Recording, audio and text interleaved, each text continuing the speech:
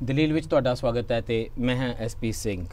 Television ਨੇ ਸਾਡੇ ਸਿਆਸੀ ਬਹਿਸ ਮੁਬੈਸਿਆਂ ਦਾ ਸੰਸਾਰ ਇੰਨਾ ਦਿਲਚਸਪ ਕਰ ਦਿੱਤਾ, ਇੰਨਾ ਰੌਚਕ ਬਣਾ ਦਿੱਤਾ ਕਿ ਮਸਾਲਾ ਘੱਟ ਹੋਵੇ ਤੇ ਸਵਾਦ ਹੀ ਨਹੀਂ ਆਉਂਦਾ।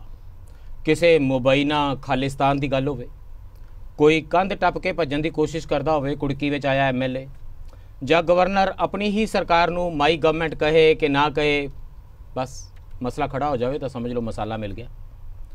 ਇਸ ਕਿਸਮ ਦੇ ਡਿਬੇਟਾਂ ਵਿੱਚ ਅਕਸਰ ਉਹ ਵਿਸ਼ੇ ਗਵਾਚ ਜਾਂਦੇ ਹਨ ਜਿਹੜੇ ਅਸਲ ਵਿੱਚ ਤੈਅ ਕਰਦੇ ਹਨ ਕਿ ਸਾਡੇ ਹਾਕਮ ਕੌਣ ਹੋਣਗੇ, ਸਾਡੇ ਉੱਤੇ ਕਿਵੇਂ ਹਕੂਮਤ ਕਰਨਗੇ। ਐਸੇ ਹੀ ਬਿਨਾਂ ਮਸਾਲੇ ਵਾਲੇ ਮਸਲਿਆਂ ਵਿੱਚੋਂ ਇੱਕ ਮਸਲਾ ਅਜਿਹਾ ਸਾਹਮਣੇ ਆਇਆ ਇਸ ਹਫ਼ਤੇ। ਸੁਪਰੀਮ ਕੋਰਟ ਦਾ ਇੱਕ ਐਸਾ ਫੈਸਲਾ ਜਿਸ ਨਾਲ ਸਾਡੇ ਲੋਕਤੰਤਰ ਵਿੱਚ ਬੁਨਿਆਦੀ ਤਬਦੀਲੀ ਵੀ ਆ ਸਕਦੀ ਹੈ। ਤੁਸੀਂ ਸਾਰੇ ਚਾਹੁੰਦੇ ਹੋ ਫ੍ਰੀ ਅਤੇ ਫੇਅਰ ਇਲੈਕਸ਼ਨਾਂ ਹੋਣ, ਆਜ਼ਾਦ ਅਤੇ ਨਿਆਂਪੂਰਨ ਚੋਣਾਂ ਹੋਣ, ਪਰ ਚੋਣਾਂ ਕਰਵਾਉਣ ਵਾਲਾ ਚੋਣ ਕਮਿਸ਼ਨ ਤਾਂ ਹਾਕਮ ਚੁਣ ਰਿਹਾ ਸੀ। ਹੁਣ ਤੱਕ ਵਾਰ-ਵਾਰ ਸ਼ੰਕੇ ਉਤਪੰਨ ਹੋ ਰਹੇ ਸਨ। ਚੋਣ ਕਮਿਸ਼ਨ ਦੀ ਨੀਅਤ ਉੱਤੇ, ਉਹਦੀ ਨਿਰਪੱਖਤਾ ਉੱਤੇ ਸਵਾਲ ਉੱਠ ਰਹੇ ਸਨ। ਹੁਣ ਸੁਪਰੀਮ ਕੋਰਟ ਦੇ ਸੰਵਿਧਾਨਿਕ ਬੈਂਚ ਦਾ ਫੈਸਲਾ ਆ ਗਿਆ ਹੈ। 5 ਜੱਜਾਂ ਦੇ ਇਸ ਬੈਂਚ ਨੇ ਫੈਸਲਾ ਦਿੱਤਾ ਕਿ ਮੋਦੀ ਸਰਕਾਰ ਆਪਣਾ ਚੋਣ ਕਮਿਸ਼ਨਰ ਨਿਯੁਕਤ ਨਹੀਂ ਕਰ ਸਕਦੀ। ਕੋਈ ਵੀ ਸਰਕਾਰ ਹੁਣ ਕਦੀ ਆਪਣਾ ਚੋਣ ਕਮਿਸ਼ਨਰ ਨਿਯੁਕਤ ਨਹੀਂ ਕਰ ਪਾਏਗੀ। ਇੱਕ ਕਮੇਟੀ ਬਣਾ ਦਿੱਤੀ ਗਈ ਹੈ। ਇਸ ਵਿੱਚ ਪ੍ਰਧਾਨ ਮੰਤਰੀ ਹੋਣਗੇ, ਲੋਕ ਸਭਾ ਵਿੱਚ ਵਿਰੋਧੀ ਧਿਰ ਦੇ ਨੇਤਾ ਹੋਣਗੇ ਅਤੇ ਭਾਰਤ ਦੇ ਚੀਫ ਜਸਟਿਸ ਹੋਣਗੇ, ਚੀਫ ਜਸਟਿਸ ਆਫ ਇੰਡੀਆ। ਇਹ ਆਪਸੀ ਸਲਾਹ ਮਸ਼ਵਰੇ ਨਾਲ ਚੋਣ ਕਮਿਸ਼ਨਰ ਚੁਣਿਆ ਕਰਨਗੇ। ਕੰਮ ਇਹ 1949 ਤੋਂ ਲਟਕ ਰਿਹਾ ਸੀ। ਕੋਈ ਸਰਕਾਰ ਇਹਦੇ ਬਾਰੇ ਕਾਨੂੰਨ ਬਣਾਉਣ ਨੂੰ ਤਿਆਰ ਨਹੀਂ ਸੀ। 70 ਸਾਲਾਂ ਤੋਂ ਡਰਾਮੇ ਹੋ ਰਹੇ ਸਨ। ਤੇ ਕਿਹੜੀ ਸਰਕਾਰ ਚਾਹੁੰਦੀ ਹੈ ਕਿ ਇੰਨਾ ਤਾਕਤਵਰ ਹੋਵੇ ਇਲੈਕਸ਼ਨ ਕਮਿਸ਼ਨ ਤੇ ਉਹ ਆਪ ਨਾ ਲਾਵੇ, ਕੋਈ ਹੋਰ ਲਾ ਦੇਵੇ। ਹੁਣ ਇਹ ਫੈਸਲਾ ਆ ਗਿਆ ਤਾਂ ਵੇਖ ਸਮਝ ਲਈਏ ਕਿੰਨਾ ਕੁ ਮਹੱਤਵਪੂਰਨ ਹੈ। ਸਰਕਾਰ ਖੁਸ਼ ਹੋਵੇਗੀ ਕਿ ਕੋਈ ਬੰਦੋਬਸਤ ਕਰੇਗੀ ਇਹੋ ਜੀ ਸੁਪਰੀਮ ਕੋਰਟ ਦੇ ਫੈਸਲੇ ਦਾ। ਇਹਨੇ ਨਾਲ ਕੀ ਇਲੈਕਸ਼ਨ ਨਿਰਪੱਖ ਤਰੀਕੇ ਨਾਲ ਹੋ ਜਾਇਆ ਕਰੇਗੀ। ਸਾਨੂੰ ਤੁਹਾਨੂੰ ਕੀ ਫਰਕ ਪੈਂਦਾ ਹੈ ਇਸ ਕਿਸਮ ਦੇ ਫੈਸਲੇ ਨਾਲ। ਮਾਈ ਗਵਰਨਮੈਂਟ ਹੈ ਭਾਈ, ਅਸੀਂ ਤਾਂ ਮੁਨਕਰ ਨਹੀਂ। ਇਸ ਲਈ ਆਓ ਚਰਚਾ ਕਰੀਏ ਕਿ ਮਾਈ ਗਵਰਨਮੈਂਟ ਵਿੱਚ ਇਲੈਕਸ਼ਨ ਕਮਿਸ਼ਨਰ ਕਿਸ ਨੇ ਲੱਗਣਾ ਤੇ ਫਿਰ ਇਲੈਕਸ਼ਨਾਂ ਕਿਵੇਂ ਹੋਣੀਆਂ ਨੇ। ਸਾਡੇ ਨਾਲ ਚਰਚਾ ਵਿੱਚ ਸ਼ਾਮਲ ਨੇ ਪ੍ਰੋਫੈਸਰ ਆਸ਼ੂਤੋਸ਼ ਕੁਮਾਰ ਜੀ। ਪ੍ਰੋਫੈਸਰ ਆਸ਼ੂਤੋਸ਼ ਕੁਮਾਰ ਜੀ ਪੋਲੀਟੀਕਲ ਸਾਇੰਸ ਦੇ ਪ੍ਰੋਫੈਸਰ ਹਨ ਔਰ ਇਹਨਾਂ ਦੀ ਖਾਸ ਮਹਾਰਤ ਇਲੈਕਸ਼ਨ ਕਮਿਸ਼ਨ ਦੇ ਉੱਤੇ, ਉਹਦੀ ਵਰਕਿੰਗ ਬਾਰੇ, ਉਹਦੇ ਨਾਲ ਜੁੜੀ ਕਾਨੂੰਨ ਸਾਜ਼ੀ ਦੇ ਬਾਰੇ ਹੈ ਤੇ ਇਲੈਕਸ਼ਨਾਂ ਦੇ ਵਿੱਚ ਕਿਹੜੀਆਂ ਗੱਲਾਂ, ਕਿਹੜੇ ਤੱਥ, ਕਿਹੜੇ ਆਬਜੈਕਟਿਵ ਫੈਕਟਰਸ ਚੋਣਾਂ ਦੇ ਨਤੀਜਿਆਂ ਨੂੰ ਪ੍ਰਭਾਵਿਤ ਕਰਦੇ ਹਨ। ਇਸ ਨੂੰ ਇਹਨਾਂ ਨੇ ਤਾ ਉਮਰ ਸਟੱਡੀ ਕੀਤਾ। ਸਾਡੇ ਨਾਲ ਜੁੜ ਰਹੇ ਹਨ ਪ੍ਰੋਫੈਸਰ ਮੁਹੰਮਦ ਖਾਲਿਦ ਜੀ।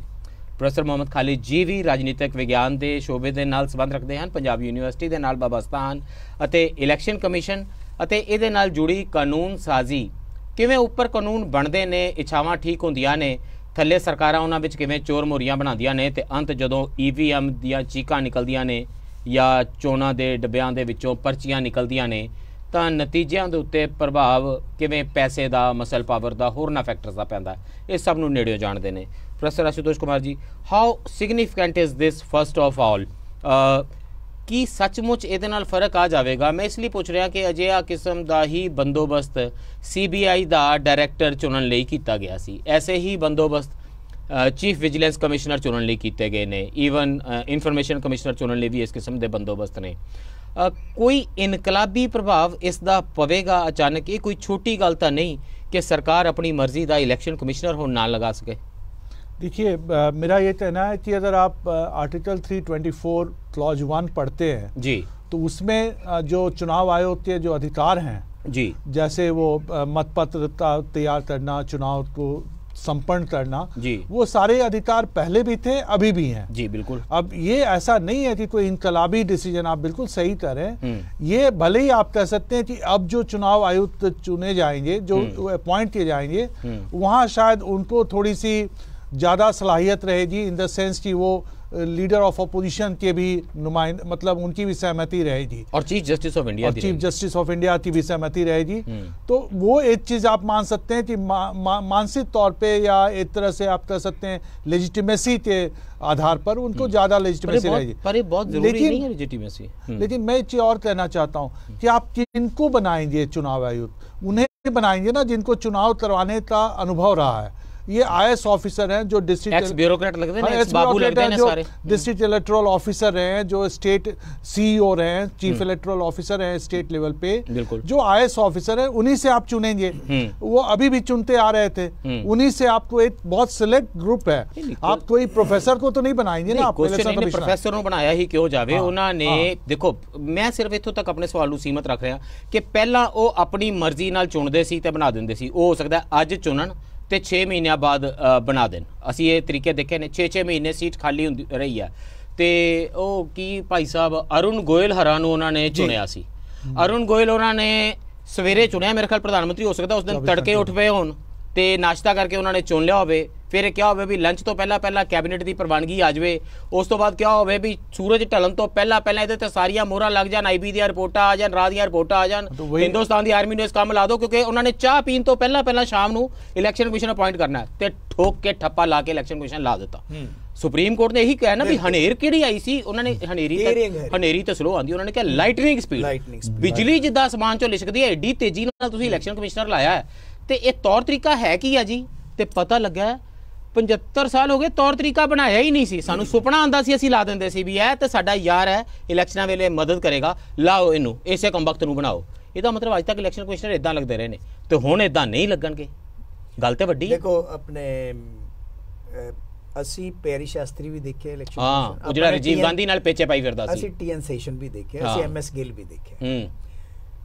ਇੱਕ ਜਿਹੜਾ ਕਨਸਟੀਟਿਊਸ਼ਨਲ ਵੈਕਿਊਮ ਤਾਂ ਲੀਗਲ ਵੈਕਿਊਮ ਤਾਂ ਥਾ ਹੀ ਬਿਲਕੁਲ ਹੈਗਾ ਸੀ, ਕਿ ਉਹ ਵੈਕਿਊਮ ਇਹ ਸੀਗਾ ਕਿ ਸੰਵਿਧਾਨ ਦੇ ਵਿੱਚ ਕਿਤੇ ਨਹੀਂ ਲਿਖਿਆ ਹੋਇਆ ਕਿ ਕਿਸ ਤਰੀਕੇ ਦੇ ਨਾਲ ਅਪਾਇੰਟ ਹੋਏਗਾ, ਇਹ ਹੈ ਕਿ ਤੁਸੀਂ ਕਾਉਂਸਲ ਆਫ ਮਿਨਿਸਟਰ ਰਿਕਮੈਂਡ ਕਰੇਗੀ, ਰਾਸ਼ਟਰਪਤੀ ਮੋਹਰ ਲਾ ਦੇਗਾ ਤੇ ਲਵਰ ਜਾਏਗਾ, ਮਤਲਬ ਮੋਦੀ ਸਾਹਿਬ ਲਾ ਦੇ। ਲੇਕਿਨ ਇਹਦੇ ਵਿੱਚ ਦੋ ਤਿੰਨ ਚੀਜ਼ਾਂ ਜਿਹੜੀਆਂ ਇਹਦੇ 'ਚ ਕੋਈ ਸ਼ੱਕ ਨਹੀਂ ਹੈ ਕਿ ਜਿਹੜਾ ਨਵਾਂ ਅਰੇਂਜਮੈਂਟ ਹੈ ਜਿਹਦੇ ਬਾਰੇ ਕਾਨੂੰਨ ਹਜੇ ਬਣਨਾ ਹੈ, ਔਰ ਜਦ ਤੱਕ ਕਾਨੂੰਨ ਨਹੀਂ ਬਣਦਾ ਸੁਪਰੀਮ ਕੋਰਟ ਕਹਿੰਦੀ ਹੈ ਉਸ ਵੇਲੇ ਤੱਕ ਸਾਡਾ ਫੈਸਲਾ ਲਾਗੂ ਰਹੇਗਾ, ਅਦਰਵਾਈਜ਼ ਇਹਨੂੰ ਕਾਨੂੰਨੀ ਜਾਮਾ ਤੁਸੀਂ ਪਹਿਨਾਓ। ਉਨੀ ਦੇਰ ਲਈ ਸੁਪਰੀਮ ਕੋਰਟ ਨੇ ਕਾਨੂੰਨ ਬਣਾਤਾ। ਹੁਣ ਸਵਾਲ ਸਭ ਤੋਂ ਵੱਡਾ ਇਹ ਹੈਗਾ ਕਿ ਸਾਡੇ ਕੋਲ ਕੀ ਗਰੰਟੀ ਹੈ ਕਿ ਜਿਹੜਾ ਬੰਦਾ ਇਸ ਮੈਕੈਨਿਜ਼ਮ ਦੇ ਨਾਲ ਲੱਗੇਗਾ कि क्या वो वाकई निष्पक्ष होएगा? क्या नहीं, ये तो सवाल सुनो नहीं, बिल्कुल गारंटी मैं दसदा ये पाकिस्तान दी सुप्रीम कोर्ट गारंटी मांगी सी कि गारंटी दियो नवाज शरीफ कल तक जिंदा रहेगा। मैं ਤੁਹਾਨੂੰ ਇੱਕ ਗੱਲ ਦੱਸਦਾ, ਮੰਗੀ ਨਾ गारंटी ਉਹਨਾਂ ਨੇ ਕਿਹਾ ਕਿ ਸੁਪਰੀਮ ਕੋਰਟ ਉਹ गारंटी ਨਾ, ਅਗਰ ਤੁਸੀਂ ਸਰਕਾਰ ਕਹੂਗੀ ਜੀ ਮੈਂ ਤਾਂ ਤੁਸੀਂ ਜ਼ਰਾ ਕੁ ਲਾਂਬੇ ਹੋਏਗਾ, ਅਸੀਂ ਤੈਨੂੰ ਗਵਰਨਰ ਲਾ ਦਾਂਗੇ ਬਾਅਦ ਦੇ ਵਿੱਚ, ਬਾਅਦ ਚ ਤੈਨੂੰ ਐਮਬੈਸਡਰ ਲਾ ਦੇਾਂਗੇ, ਉਹ ਤਾਂ ਫੇਰ ਫਿਸਲ ਜੂਗਾ ਜਿਵੇਂ ਕਿ ਬਾਕੀ ਦੇ ਫਿਸਲਦੇ। ਦੇਖੋ ਸ਼ੱਕ ਤਾਂ ਕਿਸੇ ਦੇ ਵੀ ਕੀਤਾ ਜਾ ਸਕਦਾ ਨਾ, on the face of it ਜਿਹੜਾ ਇਹ ਫੈਸਲਾ ਹੈਗਾ ਇਹ ਬਹੁਤ ਹੀ ਲੈਂਡਮਾਰਕ ਜਜਮੈਂਟ ਹੈ। ਲੈਂਡਮਾਰਕ ਇਸ ਕਰਕੇ ਲੈਂਡਮਾਰਕ ਹੈਗੀ ਹੈ ਕਿਉਂਕਿ 20 ਸਾਲ ਤੋਂ 20-25 ਸਾਲ ਤੋਂ ਲਟਕ ਰਹੀ ਸੀਗੀ ਔਰ ਕਨਸਟੀਟਿਊਸ਼ਨ ਬੈਂਚ ਦਾ ਫੈਸਲਾ ਹੈ, ਲੇਕਿਨ ਉਹਦੇ ਨਾਲ ਹੀ ਸਾਨੂੰ ਹੋਰ ਵੀ ਕਈ ਤਰ੍ਹਾਂ ਦੇ ਚੈਕਸ ਐਂਡ ਬੈਲੈਂਸਸ ਪੈਦਾ ਕਰਨੇ ਪੈਣਗੇ ਜਿਹੜੇ ਕਿ ਜੁਡੀਸ਼ਰੀ ਦੇ ਅੱਗੇ ਜਾਣਗੇ ਆਉਣ ਵਾਲੇ ਦਿਨਾਂ ਦੇ ਵਿੱਚ। ਕਿ ਮੈਂ ਬਾਕੀ ਦੇ ਚੈਕਸ ਐਂਡ ਬੈਲੈਂਸਸ ਤੇ ਆਣਾ, ਮੈਂ ਅਜੇ ਇਹਦੇ ਤੇ ਰਹਿਣਾ ਚਾਹੁੰਦਾ। ਤੁਸੀਂ ਆਰਵੀ ਪੈਰੀ ਸ਼ਾਸਤਰੀ ਦਾ ਜ਼ਿਕਰ ਕੀਤਾ, ਮੈਨੂੰ ਤਾਂ ਲੱਗਦਾ ਕਿ ਥੋੜਾ ਜਿਹਾ ਲੋਕਾਂ ਨੂੰ ਇਹ ਦੱਸ ਦਿੱਤਾ ਜਾਵੇ। ਮੈਨੂੰ ਲੱਗਦਾ ਜੇ ਆਰਵੀ ਪੈਰੀ ਸ਼ਾਸਤਰੀ ਤੋਂ ਵੀ ਪਿੱਛੇ ਚਲੇ ਜਾਈਏ, ਇਹ ਇਲੈਕਸ਼ਨ ਕਮਿਸ਼ਨ ਹਿੰਦੁਸਤਾਨ ਰਿਪਬਲਿਕ ਬਣਦਾ ਹੈ 26 ਜਨਵਰੀ 1950 ਨੂੰ, ਉਸ ਤੋਂ ਇੱਕ ਦਿਨ ਪਹਿਲਾਂ ਇਲੈਕਸ਼ਨ ਕਮਿਸ਼ਨ ਬਣ ਜਾਂਦਾ, 25 ਜਨਵਰੀ ਨੂੰ ਇਲੈਕਸ਼ਨ ਕਮਿਸ਼ਨ ਬਣ ਜਾਂਦਾ, ਨੈਸ਼ਨਲ ਵੋਟਰਸ ਮਤਲਬ ਜਿਹੜਾ ਐਕਚੁਅਲੀ ਜਿਹੜਾ ਐਕਟ ਹੈ ਉਹ ਤਾਂ 2 ਹਫ਼ਤੇ ਪਹਿਲਾਂ ਹੀ, ਉਸ ਤੋਂ ਬਲਕਿ 2 ਮਹੀਨੇ ਪਹਿਲਾਂ ਐਕਟ ਇਫੈਕਟਿਵ ਹੋ ਜਾਂਦਾ ਹੈ ਤੇ ਇਲੈਕਸ਼ਨ ਕਮਿਸ਼ਨ ਜਿਹੜਾ ਇੱਕ ਦਿਨ ਪਹਿਲਾਂ ਬਣ ਜਾਂਦਾ ਹੈ। 24 ਘੰਟੇ ਸਾਡੇ ਦੇਸ਼ ਨਾਲੋਂ ਇਹਦੀ ਉਮਰ ਵੱਡੀ ਹੈ, ਸੋ ਇੰਨਾ ਇੰਪੋਰਟੈਂਟ ਅਦਾਰਾ ਹੈ। ਤੇ 49 ਚ ਬਾਬਾ ਸਾਹਿਬ ਅੰਬੇਦਕਰ ਲਿਖਦੇ ਨੇ, ਉਹ ਕਹਿੰਦੇ ਨੇ ਸਾਰਾ ਸੰਵਿਧਾਨ ਬਣਾ ਕੇ ਇੱਕ ਸਿਰਦਰਦ ਮੈਨੂੰ ਹਮੇਸ਼ਾ ਰਹਿੰਦੀ ਏ ਵੀ ਇੱਕ ਚੋਰ ਮੋਰੀ ਉਹਦੇ ਵਿੱਚ ਮੈਂ ਛੱਡ ਰਿਹਾ, ਉਹ ਚੋਰ ਮੋਰੀ ਇੱਕ ਰਹਿ ਗਈ ਹੈ ਕਿ ਇਲੈਕਸ਼ਨ ਕਮਿਸ਼ਨ ਕਿਵੇਂ ਲਾਇਆ ਜਾਏਗਾ, ਇਹਦਾ ਪ੍ਰੋਸੈਸ ਨਹੀਂ ਹੈ ਤੇ ਇਹ ਕਦੀ ਨਾ ਕਦੀ ਸਿਰਦਰਦੀਆਂ ਖੜਾ ਕਰੇਗਾ ਤੇ 75 ਸਾਲਾਂ ਤੋਂ ਸਿਰਦਰਦੀਆਂ ਖੜਾ ਕਰ ਰਿਹਾ। So it's a pending job, ਉਦੋਂ ਤੋਂ ਲੈ ਕੇ ਪੈਂਡਿੰਗ ਸੀ ਇਹ। ਉਹਨਾਂ ਨੇ ਦੋ ਗੱਲਾਂ ਕਹੀਆਂ ਜਿਸ ਵੇਲੇ ਸਪੀਚ ਦੇ ਰਹੇ ਸੀਗੇ, ਉਹ ਕਹਿੰਦੇ ਮੈਨੂੰ ਤਾਂ ਸਿਰਦਰਦ ਇਸ ਗੱਲ ਦਾ ਰਹੀ ਹੈ, ਲੇਕਿਨ ਤੁਹਾਡੇ ਵਾਸਤੇ ਵੀ ਸਿਰਦਰਦ ਹੈ, ਤੁਹਾਡੇ ਵਾਸਤੇ ਵੀ ਸਿਰਦਰਦ ਹੈ ਕਿ ਇਲੈਕਸ਼ਨ ਕਮਿਸ਼ਨ ਕਿਸ ਤਰੀਕੇ ਦੇ ਨਾਲ ਇੱਕ ਰੈਸ਼ਨਲ ਢੰਗ ਦੇ ਨਾਲ ਅਪਾਇੰਟ ਕੀਤਾ ਜਾਵੇ। ਇਹ ਸਿਰਦਰਦ ਮੇਰੇ ਦਿਮਾਗ ਦੇ ਵਿੱਚੋਂ ਨਹੀਂ ਨਿਕਲ ਰਿਹਾ ਔਰ ਉਹ ਚੀਜ਼ ਰਹੀ ਵੀ, ਉਹ ਚੀਜ਼ ਰਹੀ। ਤੁਸੀਂ ਆਰਵੀ ਪੈਰੀ ਸ਼ਾਸਤਰੀ ਦਾ ਜ਼ਿਕਰ ਕੀਤਾ ਹੈ, ਰਾਜੀਵ ਗਾਂਧੀ ਦਾ ਪੇਚਾ ਜਦੋਂ ਆਰਵੀ ਪੈਰੀ ਸ਼ਾਸਤਰੀ ਨਾਲ ਪਿਆ, ਉਸ ਵੇਲੇ ਤੱਕ ਹਿੰਦੁਸਤਾਨ ਦੇ ਵਿੱਚ ਇੱਕੋ ਹੀ ਇਲੈਕਸ਼ਨ ਕਮਿਸ਼ਨਰ ਹੁੰਦਾ ਸੀ, ਉਹਨੂੰ ਚੀਫ ਇਲੈਕਸ਼ਨ ਕਮਿਸ਼ਨਰ ਕਹਿੰਦੇ ਸੀ, ਬਸ CEC ਇੱਕ ਬੰਦਾ ਹੁੰਦਾ ਸੀਗਾ। ਉਹਨਾਂ ਨੇ ਕਿਹਾ ਵੀ ਇਹ ਕਾਬੂ ਨਹੀਂ ਆਉਂਦਾ, ਇਹਦੇ ਨਾਲ 2 ਹੋਰ ਲਾ ਦਿਓ, ਜਿਹਦੇ 'ਚੋਂ ਸਾਡੇ ਸਰਦਾਰ ਜੀ ਦਾ ਤੁੱਕਾ ਲੱਗਾ ਸੀ, SS ਧਨੋਆਰੀ, ਦੂਜਿਆਂ ਦਾ ਮੈਨੂੰ ਨਾਂ ਨਹੀਂ ਯਾਦ, ਫੋਰਗੇਟ ਹਿਸ ਨੇਮ, ਇਹ ਦੋਨੋਂ ਦਾ ਤੁੱਕਾ ਲੱਗਾ। VP ਸਿੰਘ ਦੀ ਗਵਰਨਮੈਂਟ ਆਈ ਤੇ ਉਹਨਾਂ ਨੇ ਫਿਰ ਹਟਾ ਦਿੱਤਾ, ਰਿਸਾਈਨ ਕਰ ਦਿੱਤਾ, ਨੈਸ਼ਨਲ ਫਰੰਟ ਨੇ ਫਿਰ ਸਿੰਗਲ ਲਾਤਾ, ਪਰ ਜਦੋਂ TN ਸੈਸ਼ਨ ਨਾਲ ਪੇਚਾ ਪਿਆ फिर वो दूजे सरदार जी जिन्हों का तुसीं जिक्र किया MS गेलरां दा, उन्हां दा तुक्का लगा जिहदे च MS गेलर ही बने, फिर 3 मैंबरी ये बन गया 93 दे विच 93 दे विच उस वेले बन गया। उदों तो लैके ये 3 मैंबरी जिहड़ा चलदा आ रहा है। हुण ये शक तां बार-बार ने ना, लोग कहते हैं भी फलानी स्टेट दी इलैक्शन फलानी डेट नूं ही तुसीं क्यों अनाउंस कीती है, वो मोदी साहब दी की तुसीं रैली दा इंतजार कर रहे सी तां करके तुसीं अनाउंस नहीं कीती है, ये बार-बार आंदे सी। हुण जिस वेले चीफ जस्टिस ऑफ इंडिया विच कमेटी दे होणगे, लीडर ऑफ अपोजिशन होणगे, देखो 2 लोग तो ये ने ना, इसका मतलब हुकूमत की 1 वोट है, 1 अपोजिशन की वोट है, तो 1 CGI की वोट है, जो तो साडी उम्मीद है कि ऑब्जेक्टिव होगा, क्योंकि जो इतराज़ होगा किसी को तो सुप्रीम कोर्ट तक ही जाना ना ज़्यादा तो ज़्यादा। सो इलैक्शन कमीशन के एतमाद तो वध जाएगा, विश्वास तो वध जाएगा, तो ये इलैक्शन की प्रक्रिया ज़्यादा सच्ची सुची होगी, क्योंकि जोड़ा बंदा इदा चुन के आएगा वो फिर थोड़ा ऑटोनोमस भी तो होगा ना, सरकार की गल नहीं भी मनेगा। देखिए ऐसा आपने ये क्यों कहा कि इनकलाबी नहीं है, तो उस सेंस में इनकलाबी है ऐसा कुछ नहीं है। TN शेषन जब बने थे चीफ इलेक्शन कमिश्नर, वो बहुत ही करीब माने जाते थे, राजीव गांधी थे, कैबिनेट सेक्रेटरी भी रहे थे, तो वो तो बहुत करीब थे। चंद्रशेखर जी के समय में बने वो, और उन्होंने कितना वो जज्बा दिखाया। 2-3 चीजें मैं कहना चाहता हूँ। एक कि मैं इंडियन कॉन्स्टिट्यूशन का विद्यार्थी होने के नाते मुझे ऐसा लगता है कि चीफ जस्टिस का उस कॉलेजियम में होना बिल्कुल ही उचित नहीं है। वो इसलिए क्योंकि अगर आज कोई अपॉइंटमेंट होती है और कल कोई सवालिया निशान उठता है, तो फिर बंदा कहाँ जाएगा? सुप्रीम कोर्ट में जाएगा। वो बेंच जो बनेगी उसमें हो सकता है चीफ जस्टिस ना हो, लेकिन वो रोस्टर का अधिकार तो चीफ जस्टिस का है, तो चीफ जस्टिस ही जो है उन्हीं का बंदा जो अपॉइंट किया हुआ है। मैं ना इलेक्शन कमीशन की बहस तक रहना चाहना, तुसीं जेड़ा सैपरेशन ऑफ पावर्स वाला डिबेट चुक रहे हो ना, मैं सिर्फ इन्ना कह देना चाहना जेडे कानून के जानकार तुहाडे वर्गे बैठे ने कि जेड़ा 1973 वाला Golaknath and others versus state of Punjab वाला केस है, ਉਹਦੇ ਵਿੱਚ ਇਹ फैसला हो चुका होया, क्योंकि अंत ते हर एक फैसले ने सुप्रीम कोर्ट तक जाना। So in that way CGI will be an authority, हर रोस्टर रोस्टर बनाना। लेकिन यहाँ पे तो अपॉइंटिंग अथॉरिटी भी हो रहा है ना। नहीं, there is a difference. Appointing authority नहीं है, अपॉइंटिंग अथॉरिटी प्रेसिडेंट ही है। रिकमेंडिंग अथॉरिटी है ना, इफेक्टिव अथॉरिटी तो प्रेसिडेंट इज बाउंड बाय बाकी दा प्रोटोकॉल है ना खालिद साहब। Under article 74 president is bound to take that advice. देखो एक चीज बिल्कुल स्पष्ट है, अगर 3 बंदों की रिकमेंडेशन जाती है, उसमें CGI भी है, चीफ जस्टिस ऑफ इंडिया भी है, तो कम से कम अपॉइंटमेंट को लेकर के जुडिशरी जो है वो बिल्कुल क्लियर होगी कि हाँ भी ठीक अपॉइंटमेंट हुई है। नंबर दूसरी नहीं, एक बहुत बड़ी नुक्ता हो गया है कानून दा जी। एक और बड़ी इंपॉर्टेंट चीज आ रही है, वो ये है कि ये जुडिशरी कैसे से कह सकती है कि सिर्फ वही अबव बोर्ड है, बाकी सब जो है वो नलायक हैं, या बाकी सब जो है वो। और मैं कहना चाहता हूँ, CBI के डायरेक्टर जो है उसमें रहते हैं ना, अभी राकेश थाना तो नहीं बनने दिया चीफ जस्टिस का, जैसा रिपोर्ट में आया, तो क्या CBI के लिए वाईसी मोदी नहीं बन पाए, दोनों नाम ड्रॉप कर रहे हैं। तो क्या CBI बहुत इंडिपेंडेंट हो गई? क्या CBI पे सवालिया निशान नहीं लगाया जा रहा है? यही खदशा मैंने देखिए, आपने खुद अम्बेडकर को कहा कि कौन से लोग उसमें हैं। नारायणन ने भी ये कहा था, वेंकटरामन ने कहा था जब 50 साल हुए थे कि कॉन्स्टिट्यूशन इज नॉट बैड। मैंने एक सेकंड नहीं सिर्फ थोड़ा जा ब्रेक लगानी पै रही है सेगमेंट ਲਈ, पर मैंने लगता है मैं इन्नी गल कह के इस मसले की इस तंद उत्ते मैं ब्रेक ला दिया, ताकि आप बाकी दोबारा इलैक्शन कमीशन वाल जा सकीए। कि ये याद रखिए कि जी एपेक्स कोर्ट है, अदालत उज़मा, दिस इज एम्पावर्ड टू जज the validity of every single law. कोई भी कानून बनता है, ईवन जो अदालत उज़मा ने आप बनाया, ओदी भी वैलिडिटी जज करने का आखिरी हथियार अदालत उज़मा के कोल ही है। सो इस करके मैंने लगता है ये जी बहस है, मैं वैसे Golaknath and others versus state of Punjab वाले केस में जाना नहीं चाहता, वो सैपरेशन ऑफ पावर्स का फैसला हो चुका है। We leave it for another day, but we'll come back उस डिस्कशन वाल कि इलैक्शन कमीशन के इस फैसले के नाल दरअसल हकीकी तौर के उत्ते इलैक्शनां नूं न्यायपूर्ण निरपक्ष बनाने में कितनी मदद मिलेगी, कितना कोई इनकलाबी फैसला है। आफ्टर दिस ब्रेक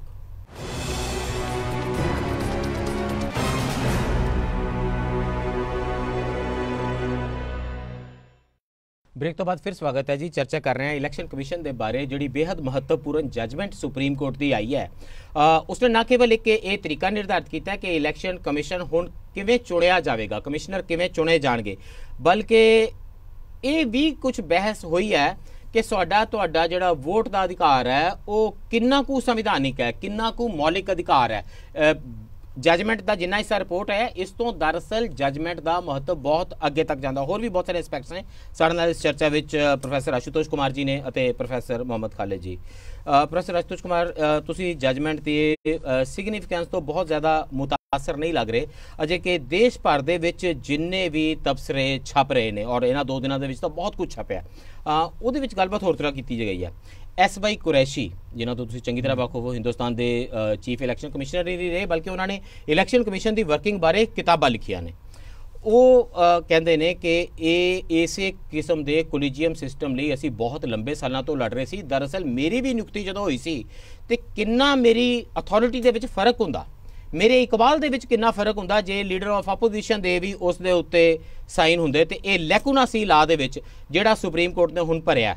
ਮੈਂ ਤੁਹਾਡੇ ਤੋਂ ਇਹ ਪੁੱਛਣਾ ਚਾਹੁੰਦਾ ਕੀ ਸਰਕਾਰ ਨੂੰ ਸੱਚਮੁੱਚ ਪੋਸੀਬਲੀ ਇੰਨੀ ਤਕਲੀਫ ਹੋ ਸਕਦੀ ਹੈ ਕਿ ਉਹ ਇਹਦੇ ਤੋਂ ਬਚਣ ਲਈ ਕਾਨੂੰਨ ਹੀ ਨਵਾਂ ਲੈ ਆਵੇ? ਕਿਉਂਕਿ ਸੁਪਰੀਮ ਕੋਰਟ ਨੇ ਕਿਹਾ ਕਿ ਤੁਸੀਂ ਕਾਨੂੰਨ ਨਹੀਂ ਬਣਾਇਆ ਤਾਂ ਕਰਕੇ ਅਸੀਂ ਬਣਾ ਦਿੱਤਾ ਹੈ, ਵਿਚ ਆਲਸੋ ਮੀਨਸ ਕਿ ਜੇ ਕੱਲ ਨੂੰ ਕੇਂਦਰ ਸਰਕਾਰ ਕਾਨੂੰਨ ਬਣਾ ਦਿੰਦੀ ਹੈ ਤਾਂ ਸੁਪਰੀਮ ਕੋਰਟ ਦੀ ਜਜਮੈਂਟ ਖਤਮ ਹੋ ਜਾਏਗੀ। ਸੋ ਕੇਂਦਰ ਸਰਕਾਰ ਕੋਈ ਹੋਰ ਪ੍ਰੋਸੈਸ ਲੈ ਸਕਦੀ ਹੈ ਜਿਹਦੇ 'ਚ ਤੁਸੀਂ CJI ਤੋਂ ਨਿਜਾਤ ਪਾ ਸਕਦੇ ਹੋ ਜਾਂ ਆਪਣੇ 2 ਮੈਂਬਰ ਕਰ ਸਕਦੇ ਹੋ। ਤੁਹਾਨੂੰ ਯਾਦ ਇੱਕ ਵਾਰੀ ਇਹ ਵੀ ਪ੍ਰਪੋਜ਼ ਹੋਇਆ ਸੀ ਕਿ ਹੋਮ ਮਿਨਿਸਟਰ ਹੋਵੇ, ਪ੍ਰਾਈਮ ਮਿਨਿਸਟਰ ਹੋਵੇ ਅਤੇ ਲੀਡਰ ਆਫ ਆਪੋजिशन ਹੋਵੇ, विच मीन्स कि 2-1 ਨਾਲ ਤੁਸੀਂ ਕਰ ਸਕਦੇ हो। You think government will bring a law possibly? देखिए ऐसा है ना कि जो सुप्रीम कोर्ट ऑफ इंडिया है वो दुनिया की सबसे शक्तिशाली सुप्रीम कोर्ट मानी जाती है। क्यों? वो इसलिए मानी जाती है, मैं माधव खोसला को कोट कर रहा हूँ, वो कहते हैं कि कोई भी संसार में जितनी भी लिबरल डेमोक्रेसी है, हम लोग अभी भी लिबरल डेमोक्रेसी है, वहां पे जो सर्वोच्च न्यायालय है उसको पार्लियामेंट की जो कॉन्स्टिट्यूएंट पावर है उसको रिव्यू करने का अधिकार नहीं है। लेकिन आप जानते हैं यहाँ डॉक्ट्रिन ऑफ बेसिस स्ट्रक्चर कि अगर कॉन्स्टिट्यूशनल संवैधानिक संशोधन हो उसको भी सुप्रीम कोर्ट जो है जज करेगी। तो इसलिए जो आपके सवाल का जवाब ये है कि अगर कल कोई कानून भी बनता है पार्लियामेंट का और अगर वो चैलेंज भी हो सकता है, निश्चित रूप से चैलेंज होगा ही क्योंकि एडवर्सरियल डेमोक्रेसी है, तो फिर वो उस पर तो सुप्रीम कोर्ट का फैसला आएगा। लेकिन मेरा ये कहना है कि हम लोग प्रजातंत्र में हमेशा बात करते हैं कि legislature, executive and judiciary checks and balance की बात करते हैं, वो सही है, सेपरेशन ऑफ पावर की भी बात करते हैं। तो ये एक एग्जीक्यूटिव डिसीजन है, जो अपॉइंटमेंट है इलेक्शन कमीशन का वो एग्जीक्यूटिव डिसीजन है, वो एग्जीक्यूटिव को करना चाहिए न कि और पार्लियामेंट के कानून के हिसाब से करना चाहिए। और अगर वो डिसीजन सही नहीं होता है तो जुडिशरी उसका फैसला करे। पहली बात, एक बात और कहना चाहता हूँ, मेरा ये कहना है कि जैसे जो मिस्टर गोयल को अपॉइंट किया गया तो वहां पे अरुण गोयल को तो उस पर तबसरा किया गया सुप्रीम कोर्ट के द्वारा, है ना, स्ट्रक्चर एक तरह से पास किया गया, ठीक है। इससे क्या आप समझते हैं कि अगर सुप्रीम कोर्ट एक सवालिया निशान उठाता है तो क्या जो इलेक्शन कमीशन की स्थिति कमजोर नहीं होती? इलेक्शन कमीशन तो कभी जवाब नहीं देता, आपने कभी देखा नहीं होगा कि इलेक्शन कमीशन जो है अपने आरोपों का जवाब खुलकर देता है।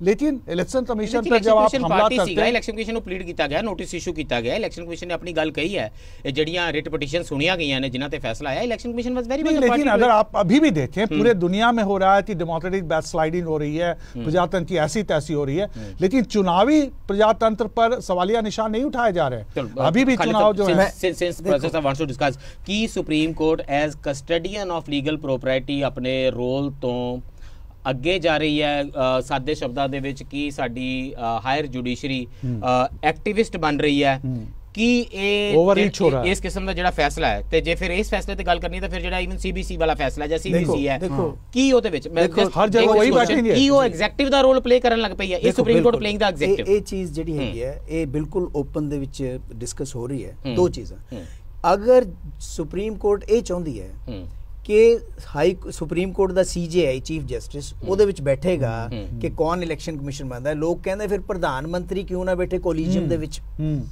ਕੋਲੀਜੀਅਮ ਦੇ ਵਿੱਚ ਤਾਂ ਤੁਸੀਂ ਕਹਿ ਰਹੇ ਹੋ ਕਿ ਜੱਜ ਹੀ ਜੱਜਾਂ ਨੂੰ ਅਪਾਇੰਟ ਕਰਨਗੇ ਔਰ ਉੱਥੇ ਤੁਸੀਂ ਕਹਿ ਰਹੇ ਹੋ ਵੀ ਨਹੀਂ ਅਸੀਂ ਬੈਠਾਂਗੇ ਜੀ ਤੁਹਾਡੇ ਵਿੱਚ। ਇਟ ਮੀਨਸ ਜੋ ਤੁਸੀਂ ਕਹਿ ਰਹੇ ਹੋ ਕਿਰਨ ਰਿਜੀਜੂ ਕਹਿ ਹੀ ਰਹੇ ਨੇ, ਸਰਕਾਰ ਚਾਹ ਰਹੀ ਹੈ ਕਿ ਉਹਦੇ ਵਿੱਚ ਕੋਈ ਆ ਜਾਵੇ ਤੇ ਮੇਬੀ ਉਹ ਕਰੈਕਟਿਵ ਹੋਵੇਗਾ ਤਾਂ ਫਿਰ ਇਹ ਤਾਂ ਆਲਰੇਡੀ ਕਰੈਕਟ ਹੈ। ਫਿਰ ਦੂਸਰੀ ਜਿਹੜੀ ਚੀਜ਼ ਹੈਗੀ, ਅਗਰ पार्लियामेंट कोई कानून बनाती है जिमें कि डायरेक्शन दी है सुप्रीम कोर्ट ने कि तुसी कानून बनाओ, जब तक कानून नहीं बनता उस तक ये कानून है। अगर वो कानून इन कॉन्सोनेंस विद मतलब अकॉर्डिंग टू जजमेंट नहीं है या जजमेंट दे एडवर्सियल है अगेंस्ट ਜਾਂਦਾ ਹੈ ਤਾਂ ਉਹ ਫਿਰ ਜੁਡੀਸ਼ੀਅਲ ਰਿਵਿਊ ਚਲਾ ਜਾਏਗਾ ਬਿਲਕੁਲ ਜਾਏਗਾ ਉਹ ਜਾਏਗਾ ਤਾਂ ਸੁਪਰੀਮ ਕੋਰਟ ਜਿਹੜੀ ਹੈਗੀ ਆ ਉਹ ਫਿਰ ਉਹਨੂੰ ਰੱਦ ਕਰੇਗੀ ਇਹਦਾ ਮਤਲਬ ਇਹ ਹੈਗਾ ਵੀ ਜਿਹੜੀ ਤੁਸੀਂ ਕਹਿ ਰਹੇ ਹੋ ਚੀਫ ਜਸਟਿਸ ਆਫ ਇੰਡੀਆ ਨੇ ਇਲੈਕਸ਼ਨ ਕਮਿਸ਼ਨ ਦਾ ਦਫ਼ਤਰ 'ਚ ਪੱਕੀ ਕੁਰਸੀ ਲਾ ਲਈ ਆ ਯੈਸ मैं गल ऐसे ना बोले ऐसे करके ऐसे ही बनती है नहीं ऐसे करके ये क्या जा रहा है अभी कुछ नहीं हो रहा क्या जा रहा है डिसीजन पे बात कर रहे हैं इस करके ये क्या जा रहा है कि ਜਿਹੜੀ ਜੁਡੀਸ਼ਰੀ ਹੈਗੀ ਹੈ ਜੁਡੀਸ਼ਰੀ ਦੀ ਇਹ ਜ਼ਿਆਦਾ ਓਵਰਰੀਚ ਹੋ ਗਿਆ ਕਿਉਂਕਿ ਜਿਹੜੀ separate of power separation of powers ਹੈ ਨਾ ਸੈਪਰੇਸ਼ਨ ਪਾਵਰ ਔਰ ਜਿਹੜਾ ਬੇਸਿਕ ਸਟਰਕਚਰ ਜਿਹੜਾ ਸੁਪਰੀਮ ਕੋਰਟ ਨੇ ਖੁਦ ਫੈਸਲਾ ਕੀਤਾ ਹੈ ਬੇਸਿਕ ਸਟਰਕਚਰ ਹੈ ਉਹਦੀ ਵੀ ਅਵਹੇਲਨਾ ਸੁਪਰੀਮ ਕੋਰਟ ਖੁਦ ਹੀ ਕਰ ਰਹੀ है ये दो चीजें हैं देखो मैं आप बात कर लीजिए मुझे एक चीज और कहना है कि क्या सुप्रीम कोर्ट ये समझती है कि अगर सुप्रीम कोर्ट का दखल होएगा तो सारे फैसले सही होंगे? सुप्रीम कोर्ट क्या है? इलेक्टेड बॉडी है। सुप्रीम कोर्ट क्या अकाउंटेबल है to the people? Supreme court elitist body नहीं है। कितने वुमेन वहाँ पे हैं, कितने पिछड़े वर्ग के का प्रतिनिधित्व है? क्या सुप्रीम कोर्ट की जो लेजिटिमेसी है वो पार्लियामेंट से ज़्यादा है? मैं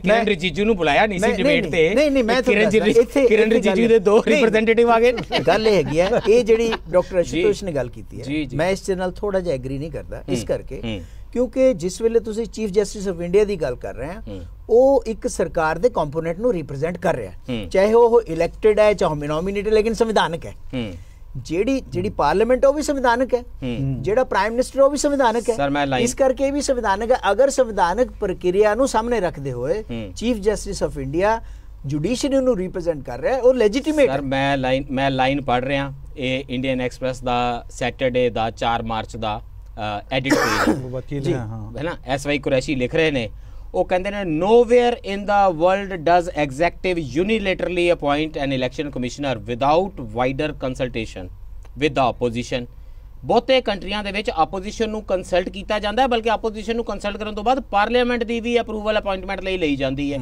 ਸਾਡੇ ਕੰਟਰੀ ਦੇ ਵਿੱਚ ਜਿਹਨੂੰ ਸੁਪਨਾ ਦਾ ਰਾਤ ਨੂੰ ਅਗਲੇ ਦਿਨ ਇਲੈਕਸ਼ਨ ਕਮਿਸ਼ਨਰ ਲਾ ਦਿੰਦਾ तो खालिद साहब भी डिफर नहीं कर रहे हैं कंसल्टेशन तो ठीक है वो अपोजिशन पार्टी ਉਹਦੇ ਦੋ ਬੰਦੋਬਸਤ ਨੇ ਜਾਂ ਸਰਕਾਰ ਕਾਨੂੰਨ ਬਣਾ ਲਵੇ ਤੇ 75 ਸਾਲਾਂ 'ਚ ਕੋਈ ਵੀ ਸਰਕਾਰ ਕਾਨੂੰਨ ਨਹੀਂ ਬਣਾ ਰਹੀ ਔਰ ਐਸਾ ਨਹੀਂ ਹੈ ਕਿ ਕਿਸੇ ਨੂੰ ਯਾਦ ਨਹੀਂ ਆਇਆ ਬਾਰ-ਬਾਰ ਇਹ ਗੱਲਾਂ ਹੁੰਦੀਆਂ ਰਹੀਆਂ ਨੇ ਕਿ ਕਾਨੂੰਨ ਬਣਾਓ 93 ਉਸ ਤੋਂ ਪਹਿਲਾਂ ਵੀ ਆਪਾਂ ਦੇਖਿਆ ਜਿਸ ਵੇਲੇ ਸਰਵਿਸ ਦਾ ਬਣਾਇਆ ਗਿਆ ਸੀ ਸਰਵਿਸ ਐਂਡ ਕੰਡਕਟ ਦਾ ਐਕਟ ਬਣਾਇਆ ਗਿਆ ਸੀ 91 ਵਾਲਾ ਜਿਹਦੇ 'ਚ ਇਲੈਕਸ਼ਨ ਕਮਿਸ਼ਨ ਦਾ ਟੈਨਿਓਰ ਫਿਕਸ ਕੀਤਾ ਗਿਆ ਸੀ ਫਿਰ ਸੈਕੰਡ ਐਡਮਿਨਿਸਟ੍ਰੇਟਿਵ ਰਿਫਾਰਮਸ ਕਮਿਸ਼ਨ ਨੇ ਕਿਹਾ ਫਿਰ ਜਿਹੜਾ ਲਾ ਕਮਿਸ਼ਨ ਆਫ ਇੰਡੀਆ ਉਹਦੀ ਬਾਰ-ਬਾਰ ਰਿਪੋਰਟ ਦੇ ਵਿੱਚ ਕਿਹਾ ਕਿ ਇਹਦਾ ਕਾਨੂੰਨ ਬਣਾਉਣਾ ਚਾਹੀਦਾ ਹੈ ਮੈਂ ਦੋ ਲਾਈਨ ਮੈਂ ਡਾਕਟਰ ਸਾਹਿਬ ਇੱਕ ਚੀਜ਼ ਕਹਿਣਾ ਜੀ ਕਿ ਜਿਸ ਵੇਲੇ ਤੁਸੀਂ ਮਿਸਟਰ ਅਰੁਣ ਗੋਇਲ ਨੂੰ ਅਪਾਇੰਟ ਕਰਤਾ ਸੀਈਸੀ ਜੀ ਔਰ ਉਹਦੀ ਡਿਸਕਸ਼ਨ ਦੇ ਵਿੱਚ ਅਰੁਣ ਗੋਇਲ ਨਵੀਨ ਚਾਵਲਾ ਇਹਦੀ ਵੱਲ ਕਿਉਂਕਿ ਇਹਦੀ ਜਿਹੜੀ ਹੈਗੀ ਹੈ ਜ਼ਿਕਰ ਸੁਪਰੀਮ ਕੋਰਟ ਜੁਡੀਸ਼ਰੀ ਜਿਹੜੀ ਸੁਪਰੀਮ ਕੋਰਟ ਹੈ ਉਹਨੇ ਆਪਣੀ ਜਜਮੈਂਟ ਤੇ ਉਹਦੇ ਵਿੱਚ ਕੀਤਾ ਹੈ ਇਸ ਕਰਕੇ ਮੈਂ ਕਹਿ ਰਿਹਾ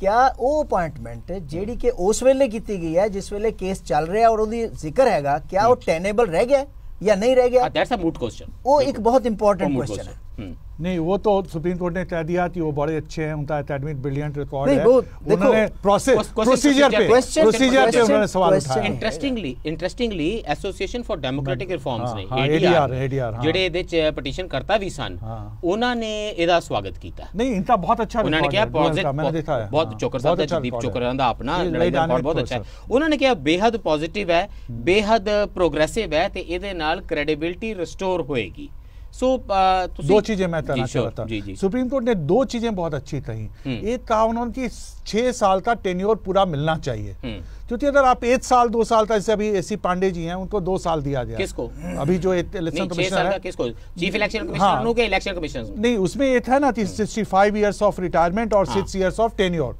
तो सुप्रीम कोर्ट ने कहा था कि 6 साल का टेन्योर दिया जाए दूसरा उन्होंने कहा है कि जो खर्च होता है चुनाव का वो हालांकि उनको पैसे मिल जाते हैं कुरैशी साहब ने भी कल एक इंटरव्यू में कहा है लेकिन वो कंसोलिडेटेड फंड ऑफ इंडिया पे चार्ज होना चाहिए कीता तो नहीं है जजमेंट वो करती नहीं है जजमेंट का पार्ट है वो आर्टिकल 141 क्या आइडियली होना चाहिए कंसीडर करना चाहिए बट जे कंसोलिडेटेड फंड हो गया सर वो ऑपरेशनल हो गया आई सीरियसली डाउट दैट मैं I have not read the complete judgement पर जो मेरी अंडरस्टैंडिंग है ਕਿ ਉਹਨਾਂ ਨੇ ਕੰਸੋਲੀਡੇਟਿਡ ਫੰਡ ਆਫ ਇੰਡੀਆ ਤੋਂ ਕਿਹਾ ਕਿ ਇਹਨੂੰ ਫੰਡਿੰਗ ਹੋਣੀ ਚਾਹੀਦੀ ਹੈ ਆਈ ਡੋਂਟ ਥਿੰਕ ਕਿ ਜਜਮੈਂਟ ਇਹ ਕਹਿੰਦੀ ਹੈ ਕਿ ਕਰ ਦਿੱਤੀ ਗਈ ਹੈ लेकिन कर दी जाए। ਇਹਦੇ ਵਿੱਚ ਇੱਕ ਹੋਰ ਚੀਜ਼ ਮੈਂਟੇਨੈਂਸ ਦੀ ਰੇਟ ਨਹੀਂ ਹੈ। ਮੈਂ ਕਹਿੰਦਾ ਜੀ ਇੱਕ ਹੋਰ ਚੀਜ਼ ਐਡ ਹੋਣੀ ਚਾਹੀਦੀ ਹੈ ਕਿ ਜਿਹੜਾ ਵੀ CEC ਰਿਟਾਇਰ ਹੋਊਗਾ ਉਹਨੂੰ 5 ਸਾਲ ਦਾ ਘੱਟੋ ਘੱਟ ਰੈਸਟਿੰਗ ਪੀਰੀਅਡ ਹੋਵੇ, ਕੂਲਿੰਗ ਪੀਰੀਅਡ, ਤਾਂ ਕਿ ਉਹਨੂੰ ਕੋਈ ਹੋਰ ਪੋਸਟ ਨਾ ਦਿੱਤੀ ਜਾਵੇ। ਜਿਵੇਂ ਕਿ ਜੱਜ ਸਾਹਿਬ ਲੱਗੇ ਆ, ਜਿਵੇਂ ਨਜ਼ੀਰ ਸਾਹਿਬ, ਜਸਟਿਸ ਨਜ਼ੀਰ ਜਿਵੇਂ ਕਿ ਲੱਗੇ ਆ, ਜਿਵੇਂ ਨਜ਼ੀਰ ਕਹਿ ਸਕਦੇ ਆ ਕਿ ਇਹਦੀ ਬਹੁਤ ਸਾਰੀ ਨਜ਼ੀਰ ਪਹਿਲਾਂ ਹੀ ਮਿਲ ਰਹੀ ਹੈ। ਗੋਗੋਈ ਦੀ ਅਪਾਇੰਟਮੈਂਟ ਹੋਈ ਹੈ ਉਹਦੇ ਵਿੱਚ ਰਾਜ ਸਭਾ ਰੰਗਨਾਥ ਮਿਸ਼ਰਾ ਤੋਂ ਲੈ ਕੇ ਮਿਸ਼ਰਾ ਤੋਂ ਪੋਸਟ ਆਫ ਪ੍ਰੋਫਿਟ ਕੋਈ ਜਿਹੜੀ ਕੁਇਡ ਪ੍ਰੋ ਕੋ ਹੈ ਨਾ, ਮੈਂ ਤੈਨੂੰ ਖੁਸ਼ ਕਰ ਦਿੰਦਾ ਤੂੰ ਮੈਨੂੰ ਖੁਸ਼ ਕਰਦਾ, ਉਸ ਚੀਜ਼ ਤੋਂ ਬਚਣ ਵਾਸਤੇ। Comment on that impeachment part, ਉਹ ਮੈਨੂੰ ਬੜਾ ਇੰਟਰਸਟਿੰਗ ਲੱਗਦਾ ਹੈ। ਉਹਦੇ ਬਾਰੇ ਗੱਲ ਕਿਉਂ ਨਹੀਂ ਹੋਈ ਕਿ ਜੇ ਚੀਫ ਇਲੈਕਸ਼ਨ ਕਮਿਸ਼ਨਰ ਨੂੰ ਹਟਾਣਾ ਹੋਵੇ ਤੇ ਸੇਮ ਪ੍ਰੋਸੀਜਰ ਹੈ ਸੁਪਰੀਮ ਕੋਰਟ, ਜਿਸ ਤਰ੍ਹਾਂ ਆਪਾਂ ਸੁਪਰੀਮ ਕੋਰਟ ਦਾ ਜੱਜ ਹਟਾਇਆ, ਵਿਚ ਮੀਨਸ ਤੁਹਾਨੂੰ 2/3 ਮੈਜੋਰਿਟੀ ਚਾਹੀਦੀ ਹੈ ਪਾਰਲੀਮੈਂਟ ਦੇ ਵਿੱਚ ਜੱਜ ਨੂੰ ਇੰਪੀਚ ਕਰਨ ਲਈ। ਹੁਣ ਜਿਸ ਵੇਲੇ ਇਹ ਲਾ ਲਿਆਂਦਾ ਗਿਆ ਸੀ, ਉਸ ਵੇਲੇ ਸਿੰਗਲ ਮੈਂਬਰ CEC ਹੁੰਦਾ ਸੀ, ਇਲੈਕਸ਼ਨ ਕਮਿਸ਼ਨ ਇੱਕੋ ਹੀ ਮੈਂਬਰ ਹੁੰਦਾ ਸੀ, ਵਿਚ ਮੀਨਸ ਮੈਂ ਇਹਦੇ ਤੋਂ ਇਹੀ ਮਤਲਬ ਕੱਢਾਂਗਾ, ਔਰ ਮੈਨੂੰ ਲੱਗਦਾ ਕੋਈ ਰੀਜ਼ਨੇਬਲ ਬੁੱਧੀ ਵਾਲਾ ਵਿਅਕਤੀ, ਬਹੁਤ ਮੇਰੇ ਤੋਂ ਜ਼ਹੀਨ ਹੋਵੇ ਤਾਂ ਵੱਖਰੀ ਗੱਲ ਹੈ, ਮੇਰੇ ਜਿੰਨੀ ਬੁੱਧੀ ਵਾਲਾ ਵਿਅਕਤੀ ਇੰਨਾ ਕੋਈ ਮਤਲਬ ਕੱਢੇਗਾ ਕਿ ਇਹ ਪ੍ਰੋਟੈਕਸ਼ਨ ਇੰਸਟੀਟਿਊਸ਼ਨ ਨੂੰ ਹੈ, ਇੰਸਟੀਟਿਊਸ਼ਨ ਨੂੰ ਹੈ। ਹੁਣ ਇੰਸਟੀਟਿਊਸ਼ਨ ਦੇ ਵਿੱਚ ਜੇ ਉਹ 3 ਮੈਂਬਰ ਹੋ ਗਿਆ, ਇਹਦੇ ਦਾ ਮਤਲਬ ਹੈ CEC ਨੂੰ ਪ੍ਰੋਟੈਕਸ਼ਨ ਹੈਗੀ ਹੈ ਤੇ ਇਲੈਕਸ਼ਨ ਕਮਿਸ਼ਨਰ ਕੋਲ ਇਹ ਪ੍ਰੋਟੈਕਸ਼ਨ ਹੈ ਨਹੀਂ, ਉਹਨੂੰ ਜਦੋਂ ਮਰਜ਼ੀ ਕੱਢਿਆ ਜਾ ਸਕਦਾ। ਉਹ ਇਨਕਲੂਸਿਵ ਹੈ। ਦੇਖੋ ਉਹ ਦੋ ਜਿਹੜੇ ਹੋਰ ਇਲੈਕਸ਼ਨ ਕਮਿਸ਼ਨਰ ਨੇ ਉਹ CEC ਦੇ ਵਿੱਚ ਇਨਕਲੂਸਿਵ ਹੈ, ਇੰਸਟੀਟਿਊਸ਼ਨ ਹੈ। ਦੇਖੋ ਸੁਣੋ, ਨਹੀਂ ਦੇਖੋ ਤੁਹਾਨੂੰ ਮੈਂ ਦੱਸਦਾ ਕਿ ਅਗਰ CEC ਨੂੰ ਤੁਸੀਂ ਉਹਦੇ ਥਰੂ ਇੰਪੀਚਮੈਂਟ ਦੇ ਥਰੂ ਕੱਢੋਗੇ ਤਾਂ ਜਿਹੜੇ ਉਹ ਹੈਗੇ ਉਹਨਾਂ ਨੂੰ ਐਵੇਂ ਥੋੜੀ ਤੁਸੀਂ ਚੱਲਦਾ ਕਰ ਸਕਦੇ। ਨਹੀਂ ਐਵੇਂ ਚੱਲਦਾ ਕਰ ਸਕਦੇ। मैं बताता हूँ, मैं पढ़ाता हूँ, he is right now, he teaches that subject। वो प्रोफेसर ने ਮੈਨੂੰ ਨਹੀਂ ਪਤਾ ਉਹ ਜਾਣਗੇ ਕਿ ਨਹੀਂ ਕਿ ਮੈਂ ਦੱਸਾਂ ਕਿ professor Ashutosh TN chair professor ਨੇ ਜਿਹੜੇ international institute of democracy and election management ਦੇ, ਉਹ ਇਲੈਕਸ਼ਨ ਕਮਿਸ਼ਨ ਦੇ ਨਾਲ ਉਹਨਾਂ ਨੇ ਇਹਦੀ ਵਰਕਿੰਗ ਨੂੰ ਬਹੁਤ ਨੇੜਿਓਂ स्टडी ਕੀਤਾ। ही knows the law। नहीं, मेरा ये कहना है कि वो इलेक्शन कमिश्नर को हटाया जा सकता है अगर चीफ इलेक्शन कमिश्नर रिकमेंड करते हैं और president is not bound to take the advice. जैसे नवीन चावला के समय में गोपाला स्वामी जी ने रिकमेंड किया था इनके रिमूवल के लिए, लेकिन प्रेसिडेंट ने on the advice of the law ministry नहीं माना। तो इलेक्शन वो भी सुप्रीम कोर्ट ने कहा, जस्टिस रस्तोगी ने, हालांकि वो ऑपरेशनल नहीं है, उन्होंने कहा कि दोनों के, क्योंकि TN सेशन केस में सुप्रीम कोर्ट ने कहा था कि अधिकार सबके बराबर होंगे, जो अगर कोई मतभेद होता है तो बहुमत से फैसला होगा, लेकिन जो हटाने की प्रक्रिया है उसमें इलेक्शन कमिश्नर की स्थिति थोड़ी कमजोर हो जाती है। क्योंकि चीफ इलेक्शन कमिश्नर, मान लीजिए कि अगर आप इलेक्शन कमिश्नर हैं और आप सहमत नहीं होते हैं चीफ इलेक्शन कमिश्नर से, तो अगर चीफ इलेक्शन कमिश्नर की अच्छी बनती है सरकार से, तो वो आराम से आपको रिकमेंड कर सकता है कि इनको हटाया जाए, और वहां पे प्रेसिडेंट जो है वो ऑब्वियसली सरकार की सुनेंगे, आपको हटाया जा रहा है। इसीलिए कहना नहीं चाहता भी जे CJI गोगोई साहब वर्गे होन ते प्रेसिडेंट साडे रामनाथ कोविंद जी जब करंट जेडे हटाया जा सकता है, तो आपकी तलवार लटकती रहेगी। पता नहीं, ऐसे करके मैं कह रहा हूं कि चाहे CEC होवे चाहे इलेक्शन कमिश्नर होवे, प्रोसीजर सेम होना चाहिए हटाउन दा। ਇਹ ਨਹੀਂ ਹੈ ਕਿ ਇੱਕ ਨੂੰ ਤੁਸੀਂ ਪਰਚੀ ਫੜਾ ਦਿਓ ਤਾਂ ਚੱਲ ਵੀ ਸੁਪਰੀਮ ਕੋਰਟ ਨੇ ਕਹਾ ਹੈ, ਇਹ ਨਹੀਂ ਹੋਣਾ ਚਾਹੀਦਾ। ਇਹ ਚੋਰਮੋਰੀ ਹੈ। ਹੋਰ ਵੀ ਬਹੁਤ ਸਾਰੀ ਗੱਲਬਾਤ ਹੈ, ਖਾਸ ਤੌਰ ਤੇ ਵੋਟਿੰਗ ਰਾਈਟ ਫੰਡਾਮੈਂਟਲ ਹੋਣਾ ਚਾਹੀਦਾ ਕਿ ਨਹੀਂ, ਇਹਦੇ ਬਾਰੇ ਇੱਕ ਲੰਬੀ ਬਹਿਸ ਹੋਈ ਹੈ ਤੇ ਇੱਕ ਸਟੇਜ ਦੇ ਉੱਤੇ ਜਜਮੈਂਟ ਆਉਣ ਤੋਂ ਪਹਿਲਾਂ ਜਿੰਨੀ ਗੱਲਬਾਤ ਜੱਜਿਸ ਦੀ ਆਪਸ ਵਿੱਚ ਕੋਰਟ ਵਿੱਚ ਹੋ ਰਹੀ ਸੀ, ਇੰਜ ਜਾਪਦਾ ਸੀ ਜਿਵੇਂ ਭੁਚਾਲ ਆਣ ਲੱਗਾ ਤੇ ਨਾਲ ਹੀ ਵੋਟਿੰਗ ਰਾਈਟ ਫੰਡਾਮੈਂਟਲ ਰਾਈਟ ਦੇ ਅੰਦਰ ਵੜਨ ਲੱਗਾ। ਆਰਟੀਕਲ 19 ਦੇ ਵਿੱਚ ਆਲਮੋਸਟ ਇਹ ਡਰ ਜਾਂ ਇਹ ਉਮੀਦ ਰੈਦਰ ਕਹਿਣਾ ਚਾਹੀਦਾ ਇਹ ਪੈਦਾ ਹੋ ਗਈ ਸੀ। ਇਵੈਂਚੁਅਲੀ ਉਹ ਨਹੀਂ ਹੋ ਪਾਇਆ। ਅਜਿਹਾ ਕਿਉਂ ਹੋਇਆ ਤੇ ਜੇ ਉਹ ਫੰਡਾਮੈਂਟਲ ਰਾਈਟ ਬਣ ਜਾਂਦਾ ਤਾਂ ਕੀ ਹੋ ਜਾਵੇਗਾ, ਇਸ ਸਭ ਤੇ ਚਰਚਾ ਕਰਾਂਗੇ ਆਫਟਰ ਦਿਸ ਬ੍ਰੇਕ।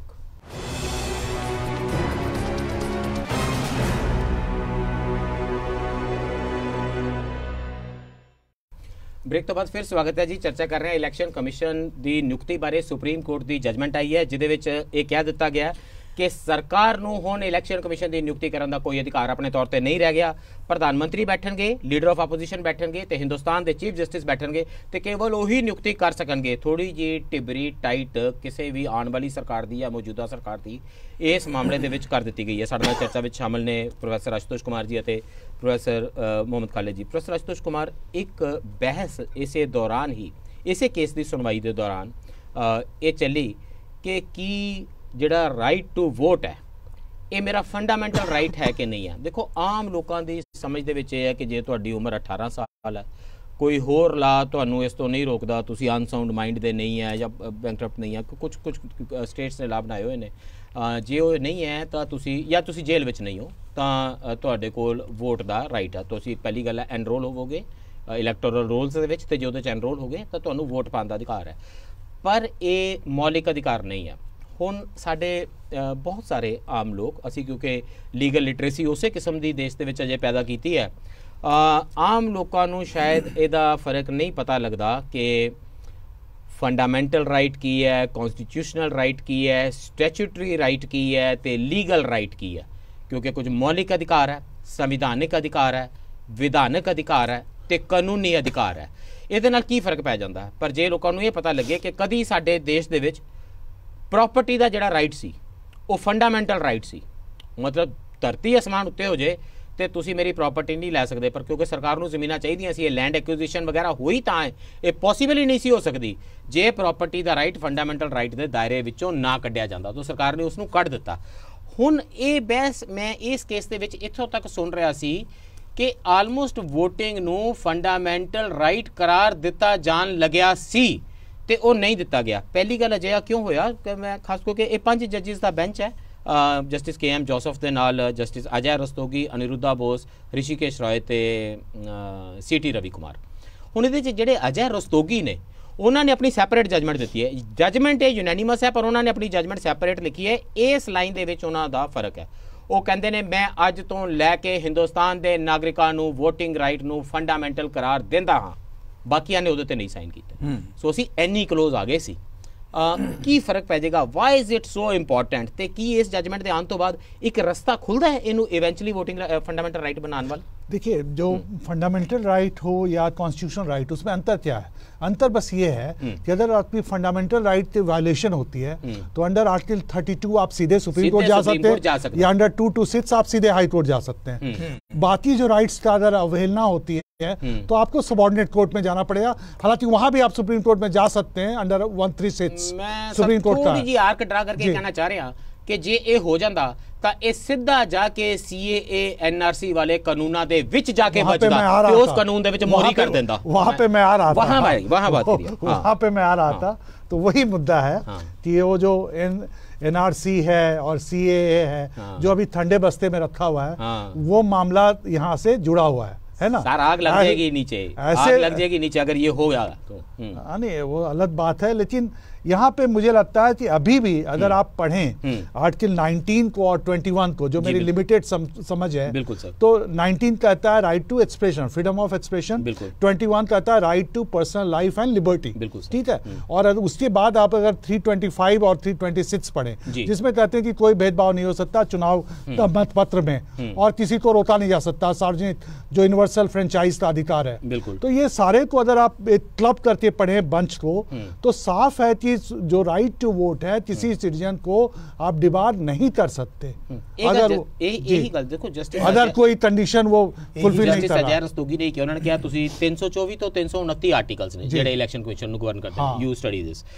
ਉਹਨਾਂ ਨੇ ਕਿਹਾ ਕਿ ਜਦੋਂ ਬੰਦਾ ਵੋਟ ਪਾਉਂਦਾ, ਵੋਟ ਪਾਣਾ ਰਾਈਟ ਟੂ ਐਕਸਪ੍ਰੈਸ ਆ ਚੋਇਸ ਹੁੰਦਾ। ਮੈਂ ਆਪਣੀ ਚੋਇਸ ਦੱਸ ਰਿਹਾ ਕਿ ਮੈਂ ਚਾਹੁੰਦਾ ਕਿ ਇਹ ਵਿਅਕਤੀ ਜਾਂ ਇਹ ਪੋਲੀਟੀਕਲ ਪਾਰਟੀ ਮੇਰੇ ਤੇ ਰਾਜ ਕਰੇ, ਕਿਉਂਕਿ ਇਹ ਰਾਈਟ ਟੂ ਐਕਸਪ੍ਰੈਸ ਹੈ। 19 ਹੈ, 21 ਇਹ 19 ਦੇ ਅੰਡਰ ਆ ਗਿਆ। ਜਸਟਿਸ ਅਜੈ ਰਸਤੋਗੀ ਨੇ ਕਿਹਾ ਇਹ ਬਕਾਇਦਾ ਆ ਗਿਆ। ਉਹਨਾਂ ਨੇ ਕਿਹਾ ਜਿਹੜੇ ਤੁਸੀਂ ਕਾਨੂੰਨ ਤੇ ਸੁਪਰੀਮ ਕੋਰਟ ਦੀਆਂ ਜਜਮੈਂਟਾਂ ਦਾ ਜ਼ਿਕਰ ਕਰ ਰਹੇ ਹੋ ਪਹਿਲਾਂ, ਜਿਨ੍ਹਾਂ ਕਰਕੇ ਇਹਨੂੰ ਫੰਡਾਮੈਂਟਲ ਰਾਈਟ ਕਰਾਰ ਨਹੀਂ ਦਿੱਤਾ ਜਾ ਸਕਦਾ, ਦਰਅਸਲ ਉਹਨਾਂ ਨੇ ਇਸ ਮਸਲੇ ਨਾਲ ਕਦੀ ਡਾਇਰੈਕਟਲੀ ਇੰਗੇਜ ਹੀ ਨਹੀਂ ਕੀਤਾ। ਇਸ ਲਈ ਮੈਂ ਉਹਨਾਂ ਦੀ ਤੁਹਾਨੂੰ ਐਗਜ਼ੈਕਟ ਲਾਈਨ ਪੜ੍ਹ ਦਿੰਦਾ। ਉਹਨਾਂ ਨੇ ਕਿਹਾ we therefore declare the right to vote in direct elections as a fundamental right subject to limitations laid down in 326। नहीं सर, उसमें एक चीज है ना कि सुप्रीम कोर्ट की जो कॉन्स्टिट्यूशन बेंच थी ये 5 मेंबर की बेंच थी अदर, और पहले भी 5 बेंच की जो कॉन्स्टिट्यूशन बेंच ने कहा था कि कॉन्स्टिट्यूशनल राइट, तो ये फंडामेंटल राइट बनाने के लिए इनको कम से कम 7 बेंच होना चाहिए। छोटी जी गल है, वो छोटा एक्सप्लेन कर देना। उन्होंने कहा क्योंकि पहला सुप्रीम कोर्ट के 5 जजां दा बेंच ही सी जिसने कहा कि फंडामेंटल राइट नहीं गिणदे ਅਸੀਂ, ਤੇ ਇਹ ਅਸੀਂ ਵੀ ਕਿਉਂਕਿ 5 ਜੱਜ ਹੀ ਬੈਠੇ ਹਾਂ, ਇਸ ਲਈ 5 ਜੱਜਾਂ ਦਾ ਬੈਂਚ ਪਹਿਲੇ 5 ਜੱਜਾਂ ਦੇ ਬੈਂਚ ਦੇ ਫੈਸਲੇ ਦੇ ਉੱਪਰ ਉਸ ਦੇ ਚੇਂਜ ਨਾ ਕਰੇ, ਕੋਈ ਵੱਡਾ ਬੈਂਚ ਬਣ ਜਾਵੇ। तो ਇਹ ਤਾਂ ਕੇਵਲ ਮਤਲਬ ਇਹਦਾ ਮਤਲਬ ਸਹਿਮਤੀ ਤੇ ਸਾਰਿਆਂ ਦੀ ਹੈ। ਲਗਭਗ ਦੋ ਚੀਜ਼ਾਂ ਹੈਗੀਆਂ। ਪਹਿਲੀ ਚੀਜ਼ ਤਾਂ ਹੈਗੀ ਹੈ ਕਿ ਸਾਡੇ ਸੰਵਿਧਾਨ ਦੇ ਮੁਤਾਬਕ ਜਿਸ ਵੇਲੇ ਯੂਨੀਵਰਸਲ ਫਰੈਂਚਾਈਜ਼ ਬਾਲਗ ਮਤ ਅਧਿਕਾਰ ਦਿੱਤਾ ਸਾਨੂੰ ਜੀ, ਇੱਕ ਤਾਂ ਇਹ ਹੈਗਾ ਕਿ ਸਾਡਾ ਜਿਹੜਾ ਰਾਈਟ ਟੂ ਵੋਟ ਹੈ, ਕੋਈ ਫੋਰਸ ਨਹੀਂ ਕਰ ਸਕਦਾ ਸਾਨੂੰ ਵੋਟ ਪਾਉਣ ਵਾਸਤੇ, ਪਹਿਲੀ ਚੀਜ਼ ਅਜੇ ਮੈਂਡੇਟਰੀ ਨਹੀਂ, ਜਿਹੜੇ ਕਿ ਕਈ ਜਗ੍ਹਾ ਹੈਗਾ ਕਿ ਜੀ ਤੁਸੀਂ ਵੋਟ ਪਾਉਣਾ ਹੀ ਪਾਉਣਾ ਜਦ ਤੱਕ ਤੇ ਜੇ ਤੁਸੀਂ ਹਸਪੀਟਲ ਚੋਂ ਜਾਂ ਕਿਤੇ ਅਦਰਵਾइज ਨਹੀਂ पे नहीं वो तो डेमोक्रेसी नहीं हुई, वो डेमोक्रेसी नहीं है, वो डेमोक्रेसी नहीं है। बिल्कुल दूसरी चीज है टैक्स लगता है कि अगर ये लीगल राइट है, कॉन्स्टिट्यूशनल राइट है इस ਵੇਲੇ ਉਹ ਸਹੀ ਹੈ। ਅਗਰ ਤੁਸੀਂ ਫੰਡਾਮੈਂਟਲ ਰਾਈਟ ਬਣਾਉਣੇ ਹੋ, ਜਿਵੇਂ ਕਿ ਕਈ ਬੰਦਿਆਂ ਦੇ ਤੁਸੀਂ ਦੇਖੋ right to vote, right to franchise ਖੋਹ ਲਿਆ, ਇਲੈਕਸ਼ਨ ਕਮਿਸ਼ਨ ਨੇ ਖੋਹ ਲਿਆ ਜਾਂ ਹੋਰ ਉਹਦੇ ਨਾਲ, ਉਹ ਫਿਰ ਤੁਸੀਂ ਨਹੀਂ ਕਰ ਸਕਦੇ। ਉਹ ਫਿਰ ਤੁਹਾਨੂੰ ਪ੍ਰੋਪਰ ਪ੍ਰੋਸੀਜਰ, ਜਿਵੇਂ ਡਾਕਟਰ ਅਸ਼ੂਤੋਸ਼ ਨੇ ਕਿਹਾ, proper procedure as a fundamental right ਫਿਰ ਫੋਲੋ ਕਰਨਾ ਪੜੇਗਾ।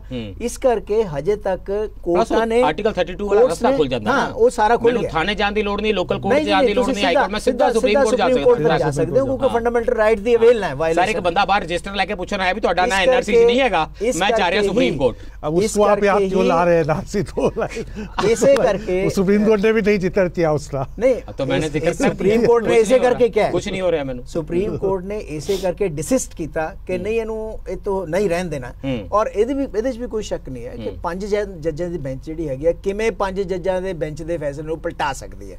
ਇਸ ਕਰਕੇ ਇਹਦੇ ਵਾਸਤੇ ਵਾਈਡਰ ਪਤਾ ਨਹੀਂ, ਮੈਂ ਕਹਿਣਾ ਨਹੀਂ ਚਾਹ ਰਿਹਾ ਸੁਪਰੀਮ ਕੋਰਟ ਕੋਲ ਆਰਟੀਕਲ 142 ਹੈਗਾ, कंप्लीट जस्टिस और करना चाहते कर सकती है, वो तो उन्होंने कह ਦਿੱਤਾ ਕਿ ਦੁਨੀਆ ਦੀ ਸਭ ਤੋਂ ਪਾਵਰਫੁਲ ਸੁਪਰੀਮ ਕੋਰਟ ਹੈ। 142 ਤੋਂ ਉੱਤੇ ਕੀ ਹੈ, 140 ਉਹਨਾਂ ਨੂੰ ਲਾਰਜਰ ਬੈਂਚ ਦਾ ਅਕਾਲ ਪੁਰਖ ਹੈ, ਲਾਰਜਰ ਬੈਂਚ ਦਾ बनाना याद होगा। कभी भी किसी भी डिसीजन तो 20 साल के बाद भी सुप्रीम कोर्ट खोल सकती है, सारी लिमिटेशन खत्म है, सारे मतलब सीधा जैसा है 142 तो बाद अकाल पुरख है, उस तो थले 142 है।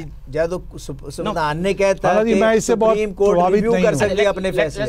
देखिए मैं एक चीज और कहना चाहता हूँ, ये ना असल में क्या हो रहा है कि अधिकांश संस्थाओं पर हमारा विश्वास उठता जा रहा है, इसलिए तो इसका, लेकिन मैं मतलब with all respect to Supreme Court को भी इसका फायदा नहीं उठाना चाहिए।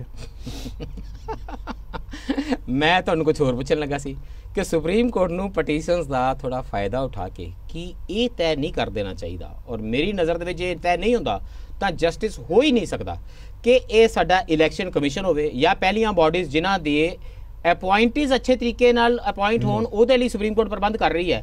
ਉਹਨਾਂ ਦੀ ਸਕ੍ਰੂਟਨੀ ਕੌਣ ਕਰੇਗਾ? ਜੇ ਤੁਸੀਂ ਅਪਾਇੰਟਮੈਂਟ ਠੀਕ ਤਰੀਕੇ ਨਾਲ ਕਰਦੇ ਹੋ ਤਾਂ ਮੈਂ ਕੋਈ ਪਾਰਲੀਮੈਂਟਰੀ ਕਮੇਟੀ ਨੂੰ, ਕਿਸੇ ਨੂੰ ਤਾਂ ਉਹ ਅਕਾਊਂਟੇਬਲ ਹੋਣ। ਇਹ ਕਿਉਂ ਨਹੀਂ ਕੀਤਾ ਗਿਆ? ਮੇਰਾ ਮੰਨਣਾ ਕਿ ਜਦੋਂ ਤੱਕ ਤੁਸੀਂ ਜਿਵੇਂ ਸਾਡਾ ਪੈਨਸ਼ਨ ਰੈਗੂਲੇਟਰ ਹੈ ਪੀਐਫਆਰਡੀ ਹੈ ਜਾਂ ਸੈਪੀ ਹੈ ਸਾਡਾ ਜਿਹਦਾ ਹਿੰਡਨਬਰਗ ਦੇ ਵਿੱਚ ਇਹਨਾਂ ਨਾਮ ਆ ਰਿਹਾ, ਆਰਬੀਆਈ ਹੈ, even Reserve Bank of India, IRDAI ਹੈ, ਈਡੀ ਹੈ ਕਦੀ ਕਿਸੇ ਦੇ ਘਰ ਛਾਪਾ ਮਾਰਦਾ, ਸੀਬੀਆਈ ਹੈ ਕਦੀ ਕਿਸੇ ਦਾ ਕੁੰਡਾ ਖੜਕਾਉਂਦੀ ਹੈ, ਸੀਏਜੀ ਹੈ ना, कदी उन्होंने कोल स्कैम हो जाता 1,76,00,000 एक है ना 1,76,000 करोड़ का, ते कदी हुंदा ही नहीं है, कदी एक पैसे का नहीं हुंदा, या इलैक्शन कमीशन इटसेल्फ है वो भाई ये पार्लियामेंट्री स्टैंडिंग कमेटियां दे, पार्लियामेंट दियां कमेटियां दे सामने जवाब दे क्यों ना होण। ये अजे भी बहुत वड्डी चोर मुरी है जिहड़ी छड़ दी गई है। सही है, you agree to this? Joint parliamentary, बिल्कुल मैं सहमत हूं कि जॉइंट पार्लियामेंटरी कमेटीज हैं, वो मतलब देखो चेक्स एंड बैलेंसेस ਜਿਹੜੇ ਹੈਗੇ ਨਾ ਹਰ ਲੈਵਲ ਤੇ ਕੰਮ ਕਰਨੇ ਚਾਹੀਦੇ ਹਨ। ਅਗਰ ਚੈਕਸ ਐਂਡ ਬੈਲੈਂਸਸ ਕਿਤੇ ਨਾ ਕਿਤੇ ਚੋਰ ਮੋਰੀਆਂ ਛੱਡੇ ਦਿੱਤੀਆਂ ਜਾਂਦੀਆਂ ਤਾਂ ਉਹਦਾ ਫਾਇਦਾ ਜਿਹੜਾ ਹੈਗਾ ਉਹ ਇਸ ਤਰ੍ਹਾਂ ਦੇ ਅਪਾਇੰਟੀ ਵੀ ਕਰਦੇ ਆ, ਕਈ ਵਾਰ ਪਾਰਲੀਮੈਂਟ ਵੀ ਕਰਦੀ ਹੈ, ਕਈ ਵਾਰ ਜੁਡੀਸ਼ਰੀ ਵੀ ਕਰਦੀ ਹੈ। ਤੁਸੀਂ ਤਾਂ ਮੈਨੂੰ ਇੱਕ ਗੱਲ ਦੱਸੋ ਜੀ, ਤੁਸੀਂ ਮੈਨੂੰ ਇੱਕ ਗੱਲ ਦੱਸੋ, ਗੱਲ ਦੇਖੋ ਗੱਲ ਅੰਤਰ ਨੂੰ ਪੈਸੇ ਦੀ ਗੱਲ ਜ਼ਰੂਰ ਕਰ ਲੈਣੀ ਚਾਹੀਦੀ ਹੈ। ਉਹ ਇਹ ਦੱਸੋ ਬਈ ਇਲੈਕਸ਼ਨ ਕਮਿਸ਼ਨਰ ਸਾਰੇ ਇਹਨਾਂ ਦਾ ਟੈਸਟ ਲੈ ਲਵੇ, ਸੀਜੀਆਈ ਛੋਟੋ ਸੀਜੀਆਈ ਨੂੰ ਇਹਨਾਂ ਦਾ ਟੈਸਟ ਲੈ ਲਵੇ ਅਕਾਲ ਪੁਰਖ, ਤੇ ਸਾਰਿਆਂ ਬਾਰੇ ਪਤਾ ਲੱਗ ਜੇ ਵੀ ਬੜੇ ਇਮਾਨਦਾਰ ਨੇ। नहीं उनका वो सीआर रहता है, कॉन्फिडेंशियल रिपोर्ट रहती है, कॉन्फिडेंशियल रिपोर्ट रा आईबी सीजीआई पूरी जांच करवा लो, अकाल पुरख ये सारे टेस्ट ला, सब तो ध्यानदार बंदे ला दो। ते पॉलिटिकल पार्टियां डोनेशन लैन वाया इलैक्टोरल बॉन्ड्स ते कानून ये होवे जेड़ा देश ने पास कीता इलैक्टोरल बॉन्ड्स बारे, ते सुप्रीम कोर्ट ओनू सुने ना ते किहड़े देश विच इलैक्शनां ईमानदारी नाल हो जाणगीਆਂ जी? दो चीज़ां बिल्कुल सही। पहली चीज़ ते हैगी है जिन्नियां भी मैं कहीं ऐसी जगह आना चाहता हूं जहां बिना डरे कहेंगे बात करते हैं, ये तो आना चाहिए। पॉलिटिकल पार्टीज हैं इनवेरिएबली ये आरटीआई दे अंडर होनी चाहिए, आरटीआई दे अंडर होनी चाहिए ताकि इलेक्टोरल बॉन्ड्स साफ होने चाहिए। इलेक्टोरल बॉन्ड्स यही नहीं भी कितना पैसा आया, किने दत्ता, ये अभी सब जुडिस है, किने दत्ता, ये भी सामने होना चाहिए। सब जुडिस नहीं है ना सर, ठंडे बस्ते में है, मतलब सब जुडिस का मैं सुने तो सही, ओनू जिन्नी जल्दी तुसी फैसला कर लोगे चंगी गल है साडी डेमोक्रेसी वास्ते, क्योंकि इलेक्टोरल बॉन्ड्स दे नाम ते जिन्नी धांधली हो रही है, जिन्ना कॉर्पोरेट दा पैसा ਹਿਡਨ ਢੰਗ ਦੇ ਨਾਲ ਪੋਲੀਟੀਕਲ ਪਾਰਟੀਆਂ ਨੂੰ ਆ ਰਿਹਾ, ਉਹ ਸਾਰਾ ਵੀ ਪਤਾ ਲੱਗ ਜਾਊਗਾ ਕੌਣ ਕਿਹਨੂੰ ਕਿੰਨੇ ਪੈਸੇ ਦੇ ਰਿਹਾ ਹੈ, ਤਾਂ ਕਿ ਪਤਾ ਚੱਲੇ। ਪ੍ਰੋਫੈਸਰ ਸਾਹਿਬ, ADR ਨੇ ਪਟੀਸ਼ਨ ਫਾਈਲ ਕੀਤੀ ਹੈ 2021 ਦੀਆਂ ਗਰਮੀਆਂ 'ਚ, ਮਈ ਦੇ ਮਹੀਨੇ 'ਚ, ਸਾਲ ਸਵਾ ਸਾਲ ਲੰਘਿਆ। ਸਤੰਬਰ 2022 ਦੇ ਵਿੱਚ ਨੋਟਿਸ ਇਸ਼ੂ ਹੋ ਗਿਆ, ਸੈਂਟਰ ਨੂੰ ਵੀ ਨੋਟਿਸ ਇਸ਼ੂ ਹੋ ਗਿਆ, ਇਲੈਕਸ਼ਨ ਕਮਿਸ਼ਨ ਨੂੰ ਵੀ ਹੋ ਗਿਆ। 22 ਨਵੰਬਰ, 23 ਨਵੰਬਰ ਤੇ 24 ਨਵੰਬਰ ਪਿਛਲੇ ਸਾਲ 3 ਦਿਨ ਸੁਪਰੀਮ ਕੋਰਟ ਨੇ ਕੇਸ ਸੁਣਿਆ ਤੇ ਹੁਣ ਫੈਸਲਾ ਆ ਗਿਆ, ਇਸ ਹਫਤੇ ਫੈਸਲਾ ਆ ਗਿਆ। This is pretty fast by Supreme Court standards, ਬਹੁਤ ਜਲਦੀ ਨਾਲ ਹੋਇਆ। ਤੇ ਇਲੈਕਟੋਰਲ ਬੌਂਡਸ ਵਾਲਾ ਜਿਹੜਾ ਮਸਲਾ, ਮੈਂ ਪਹਿਲਾਂ ਲੋਕਾਂ ਨੂੰ ਦੱਸਦਾ ਇਲੈਕਟੋਰਲ ਬੌਂਡਸ ਦਾ ਮਸਲਾ ਕੀ ਹੈ। ਇਲੈਕਟੋਰਲ ਬੌਂਡਸ ਦਾ ਮਸਲਾ ਇਹ ਹੈ ਕਿ ਦੇਸ਼ ਦੇ ਵਿੱਚ ਇੱਕ ਕਾਨੂੰਨ ਸੀ ਕਿ ਜਿਹੜੀ ਮਰਜ਼ੀ ਕੰਪਨੀ ਜਿਹਨੂੰ ਮਰਜ਼ੀ ਫੰਡ ਦੇ ਸਕਦੀ ਹੈ, ਚਾਹੇ ਉਹ ਕਾਂਗਰਸ ਪਾਰਟੀ ਨੂੰ ਦੇਵੇ, ਭਾਜਪਾ ਨੂੰ ਦੇਵੇ, ਆਪਾਂ ਦੋਨੋਂ ਰਲ ਕੇ ਪਾਰਟੀ ਬਣਾ ਲਈਏ ਤਾਂ ਸਾਨੂੰ ਦੇ ਦੇਵੇ, ਜਿੰਨੇ ਮਰਜ਼ੀ ਕਰੋੜ ਦੇ ਦੇਵੇ, ਤੇ ਉਹ ਦੱਸਣਾ ਪੈਂਦਾ ਸੀ। ਹੁਣ ਦੇਸ਼ ਦੇ ਵਿੱਚ ਪਾਰਦਰਸ਼ਤਾ ਦਾ ਕਾਨੂੰਨ ਲਿਆਉਣ ਦੀ ਜਗ੍ਹਾ ਤੇ ਇੱਕ ਕਾਨੂੰਨ ਲਿਆਂਦਾ ਗਿਆ ਹੈ ਕਿ ਜਿੰਨੇ ਮਰਜ਼ੀ ਕਰੋੜ ਦੇ ਦੇਵੇ, ਇਹਨਾਂ ਦਾ ਨਾਮ ਕਦੀ ਨਾ ਦੱਸਿਆ ਜਾਵੇ ਕਿ ਪੈਸੇ ਕਿਸ ਨੇ ਦਿੱਤੇ। ਇਹ ਆਉਣਾ ਚਾਹੀਦਾ, ਇਹਦੇ ਬਾਰੇ ਕਾਨੂੰਨ ਬਣਾਇਆ ਗਿਆ ਤੇ ਲੋਕ ਸੁਪਰੀਮ ਕੋਰਟ ਚ ਗਏ ਕਿ ਸਾਰੇ ਕਾਨੂੰਨ ਬੜਾ ਗਲਤ ਹੈ। ਇਨਫੈਕਟ ਇਵਨ ਇਲੈਕਸ਼ਨ ਕਮਿਸ਼ਨ ਉਹਦੇ ਚ ਪਾਰਟੀ ਹੈ ਕਿ ਸਾਰੇ ਪਤਾ ਹੀ ਨਹੀਂ ਲੱਗੇਗਾ ਕਿ ਕੌਣ ਕੰਟਰੀਬਿਊਟ ਕਿੰਨਾ ਕਰ ਰਿਹਾ ਹੈ। ਤੇ ਸੁਪਰੀਮ ਕੋਰਟ ਸਾਲ ਇਹਨੂੰ ਲੈ ਕੇ ਬੈਠੀ ਹੋਈ ਹੈ ਤੇ ਇਹ ਠੰਡੇ ਬਸਤੇ ਵਿੱਚ ਪਿਆ, ਇਹਦੇ ਤੇ ਸੁਣਵਾਈ ਨਹੀਂ ਹੋ ਰਹੀ। ਹੁਣ ਜੇ ਇਲੈਕਟੋਰਲ ਬੌਂਡਸ ਦੇ ਵਿੱਚ ਕੋਈ ਗਰੁੱਪ, ਮੈਂ ਹੁਣ ਨਾਂ ਨਹੀਂ ਲੈਣਾ ਚਾਹੁੰਦਾ, ਕਿਸੇ ਮਿਸਟਰ A ਮਿਸਟਰ B ਜਿਵੇਂ ਮਹੂਆ ਮਿੱਤਰਾ ਕਰਦੇ ਨੇ, ਚਲੋ ਇਹ ਹੀ ਕਰ ਲਓ, ਕਿਹੜਾ ਹੋ ਗਿਆ ਇਹ ਤਾਂ ਕਰ ਲਓ ਵੀ, ਇਹ ਤਾਂ ਕਰ ਲਓ ਤੁਸੀਂ ਨਾ ਕੁਝ ਟੱਕਿਆ ਨਾ ਰਹਿਣ ਦੇਣਾ। ਪ੍ਰੋਫੈਸਰ ਸਾਹਿਬ ਪਹਿਲਾਂ ਡਰਦੇ ਆ ਮੈਨੂੰ ਨਾ ਹਾਂ, ਤੇ ਉਹ ਜਿੰਨੇ ਮਰਜ਼ੀ ਕਰੋੜ ਦੇ ਦੇਵੇ ਤੇ ਉਹਦੇ ਤੇ ਇਲੈਕਸ਼ਨ ਕਮਿਸ਼ਨ ਚੁੱਪਚਾਪ ਉਹਨੂੰ ਲੈ ਕੇ ਬੈਠਾ ਹੈ, ਉਹਦੇ ਤੇ ਸੁਪਰੀਮ ਕੋਰਟ ਬੈਠੀ ਹੈ। ਇਹ ਸਾਰਾ ਤੁਸੀਂ CGI ਵੀ ਪਾ ਲਵੋ, ਕਮੇਟੀ ਦੇ ਵਿੱਚ ਕੋਈ ਪਾ ਲਓ, ਕਿੰਨਾ ਕੁ ਇਮਾਨਦਾਰੀ ਦਾ ਇਨਕਲਾਬ ਆ ਜਾਏਗਾ। ਇਟ ਇਜ਼ ਨੈਸੈਸਰੀ ਕਿ ਉਹ ਸਾਰੀਆਂ ਚੋਰ ਮੋਰੀਆਂ ਬੰਦ ਕੀਤੀਆਂ ਜਾਣ। ਬਟ ਇਨ ਐਨੀ ਕੇਸ ਇਹ ਇੱਕ ਨਵੇਂ ਮਸਲੇ ਆਏ ਨੇ ਕਿ ਆਧਾਰ ਕਾਰਡ ਤੇ ਇਲੈਕਟੋਰਲ ID ਜਿਹੜਾ ਕਾਰਡ ਹੈ ਉਸ ਨੂੰ ਕੰਪਲਸਰੀ ਨਹੀਂ ਹੈ, ਕੰਪਲਸਰੀ ਨਹੀਂ ਹੈ ਸਰ, ਕੰਪਲਸਰੀ ਨਹੀਂ ਹੈ। ਉਹ ਇੱਥੇ ਹਾਊਸਿੰਗ ਸੁਸਾਇਟੀਆਂ ਦੇ ਵਿੱਚ ਟੇਬਲ ਲਾ ਕੇ ਲੋਕ ਬੈਠੇ ਨੇ, ਲੋਕ ਭੱਜੇ ਫਿਰ ਰਹੇ ਨੇ ਕਿ ਕਿਸ ਤਰ੍ਹਾਂ ਕਨੈਕਟ ਕਰਨਾ, ਕੰਪਲਸਰੀ ਨਹੀਂ ਹੈ। ਆਧਾਰ ਕਾਰਡ ਵੀ ਅੱਜ ਦੀ ਡੇਟ ਦੇ ਵਿੱਚ ਹੀ ਕੰਪਲਸਰੀ ਨਹੀਂ ਹੈ। Can you do anything without Aadhaar card? Mobile phone ਰੱਖਣਾ ਕੰਪਲਸਰੀ ਨਹੀਂ ਹੈ। ਤੁਸੀਂ ਰੇਲਵੇ ਦੀ ਟਿਕਟ ਨਹੀਂ ਬੁੱਕ ਕਰ ਸਕਦੇ ਵਿਦਆਊਟ ਮੋਬਾਈਲ ਫੋਨ। ਦੇਖੋ ਸੁਪਰੀਮ ਕੋਰਟ ਕੁਝ ਕਹਿ ਰਹੀ ਹੈ ਲੇਕਿਨ ਗਰਾਊਂਡ ਤੇ ਕੁਝ ਹੋਰ। Sir I am pointing to research. ਮੈਂ ਸ੍ਰੀਨਿਵਾਸ ਕੋਦਾਲੀ ਰਿਸਰਚ ਕਰਨੇ, ਡਿਜੀਟਾਈਜੇਸ਼ਨ ਤੇ ਐਕਟਿਵਿਸਟ ਨੇ ਇਹਨਾਂ ਮਾਮਲਿਆਂ ਦੇ ਵਿੱਚ। ਮੈਂ ਦਾ ਵਾਇਰ ਤੇ ਉਹਨਾਂ ਦਾ ਆਰਟੀਕਲ ਪੜ੍ਹ ਰਿਹਾ ਸੀ, ਪੂਰਾ ਰੌਲਾ ਉੱਥੇ ਪੈ ਗਿਆ। ਇਨਫੈਕਟ ਉਹਦੇ 'ਚ ਇਨਕੁਆਇਰੀ ਆਰਡਰ ਹੋ ਗਈ ਹੈ ਕਿ ਬਹੁਤ ਸਾਰੀਆਂ ਪੋਲੀਟੀਕਲ ਪਾਰਟੀਆਂ ਤੇ ਕੰਪਨੀਆਂ ਹੁਣ ਇਸ ਲਿੰਕਿੰਗ ਦੇ ਕਾਰਨ ਆਪਣੇ ਓਪੋਨੈਂਟਸ ਜਾਂ ਆਪਣੇ ਸਪੋਰਟਰਸ ਦੀ ਮਾਈਕਰੋ ਟਾਰਗੇਟਿੰਗ ਕਰ ਸਕਦੀਆਂ ਨੇ।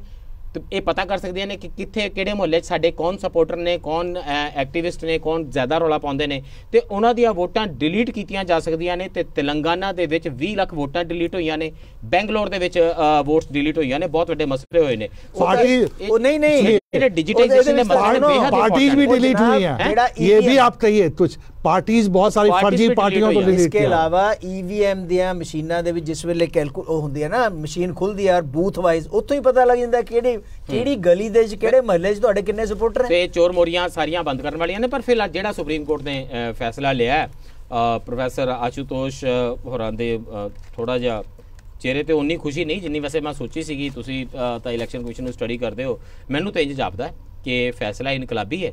ਕਿਤੇ ਹੱਦ ਤੱਕ ਮੈਨੂੰ ਇਹ ਵੀ ਜਾਪਦਾ ਵੀ ਜਿਸ ਕਿਸਮ ਦੀਆਂ ਸਰਕਾਰਾਂ ਹੁਣ ਸਾਨੂੰ ਮਿਲ ਰਹੀਆਂ ਨੇ, ਜਿਨ੍ਹਾਂ ਦੀ 303 ਵਰਗੀਆਂ ਮੈਜੋਰਿਟੀਜ਼ ਨੇ ਤੇ ਚਾਰੇ ਪਾਸੇ ਜਿੱਤਾਂ ਦੇ ਝੰਡੇ ਗੱਡੇ ਪਏ ਨੇ, ਆ ਨਾਰਥ ਈਸਟ ਦੇ ਵਿੱਚ ਗੱਡ ਦਿੱਤੇ ਨੇ, ਇਸ ਤੋਂ ਬਾਅਦ ਇਹ ਸਹਿਣਗੀਆਂ ਅਜੇ ਫੈਸਲੇ। ਇੱਕ ਸਾਡਾ ਉਹ ਪ੍ਰਧਾਨ ਮੰਤਰੀ ਸੀ, ਉਹ ਸ਼ਾਹ ਬੰਨੋ ਦਾ ਫੈਸਲਾ ਨਹੀਂ ਸੀ ਸਹਿ ਸਕਿਆ, ਤੇ ਇਹ ਸਰਕਾਰ ਕੋਲ ਜਦੋਂ ਸੁਪਰੀਮ ਕੋਰਟ ਨੇ ਇੱਕ ਰਸਤਾ ਵੀ ਦੇ ਦਿੱਤਾ ਕਿ ਆਪਣਾ ਕਾਨੂੰਨ ਬਣਾ ਲਵੋ, ਤਾਂ ਸ਼ਾਇਦ ਛੇਤੀ ਹੀ ਕੋਈ ਇਸ ਕਿਸਮ ਦੀ ਕਾਨੂੰਨ ਸਾਜ਼ੀ ਵੀ ਹੁਣ ਨਜ਼ਰ ਵਿੱਚ ਆ ਜਾਵੇ। ਹੁਣ ਹੋ ਸਕਦਾ ਸਰਕਾਰ ਤਰਲੋ ਮੱਛੀ ਹੋਵੇ ਕਿ ਜਿਹੜਾ 75 ਸਾਲ 'ਚ ਨਹੀਂ ਕੀਤਾ ਫਟਾਫਟ ਕਰ ਲਈਏ, ਪਰ ਫਿਲਹਾਲ ਜਿਹੜਾ ਇਹ ਫੈਸਲਾ ਜਿਸ ਤਰੀਕੇ ਨਾਲ ਪਹਿਲਾਂ ਪੁਆਇੰਟ ਹੋ ਰਹੇ ਸੀ, ਘੱਟੋ ਘੱਟ ਉਸ ਤੋਂ ਇਹ ਬਥੇਰਾ ਵੱਡਾ ਇਨਕਲਾਬੀ ਕਦਮ ਹੈ।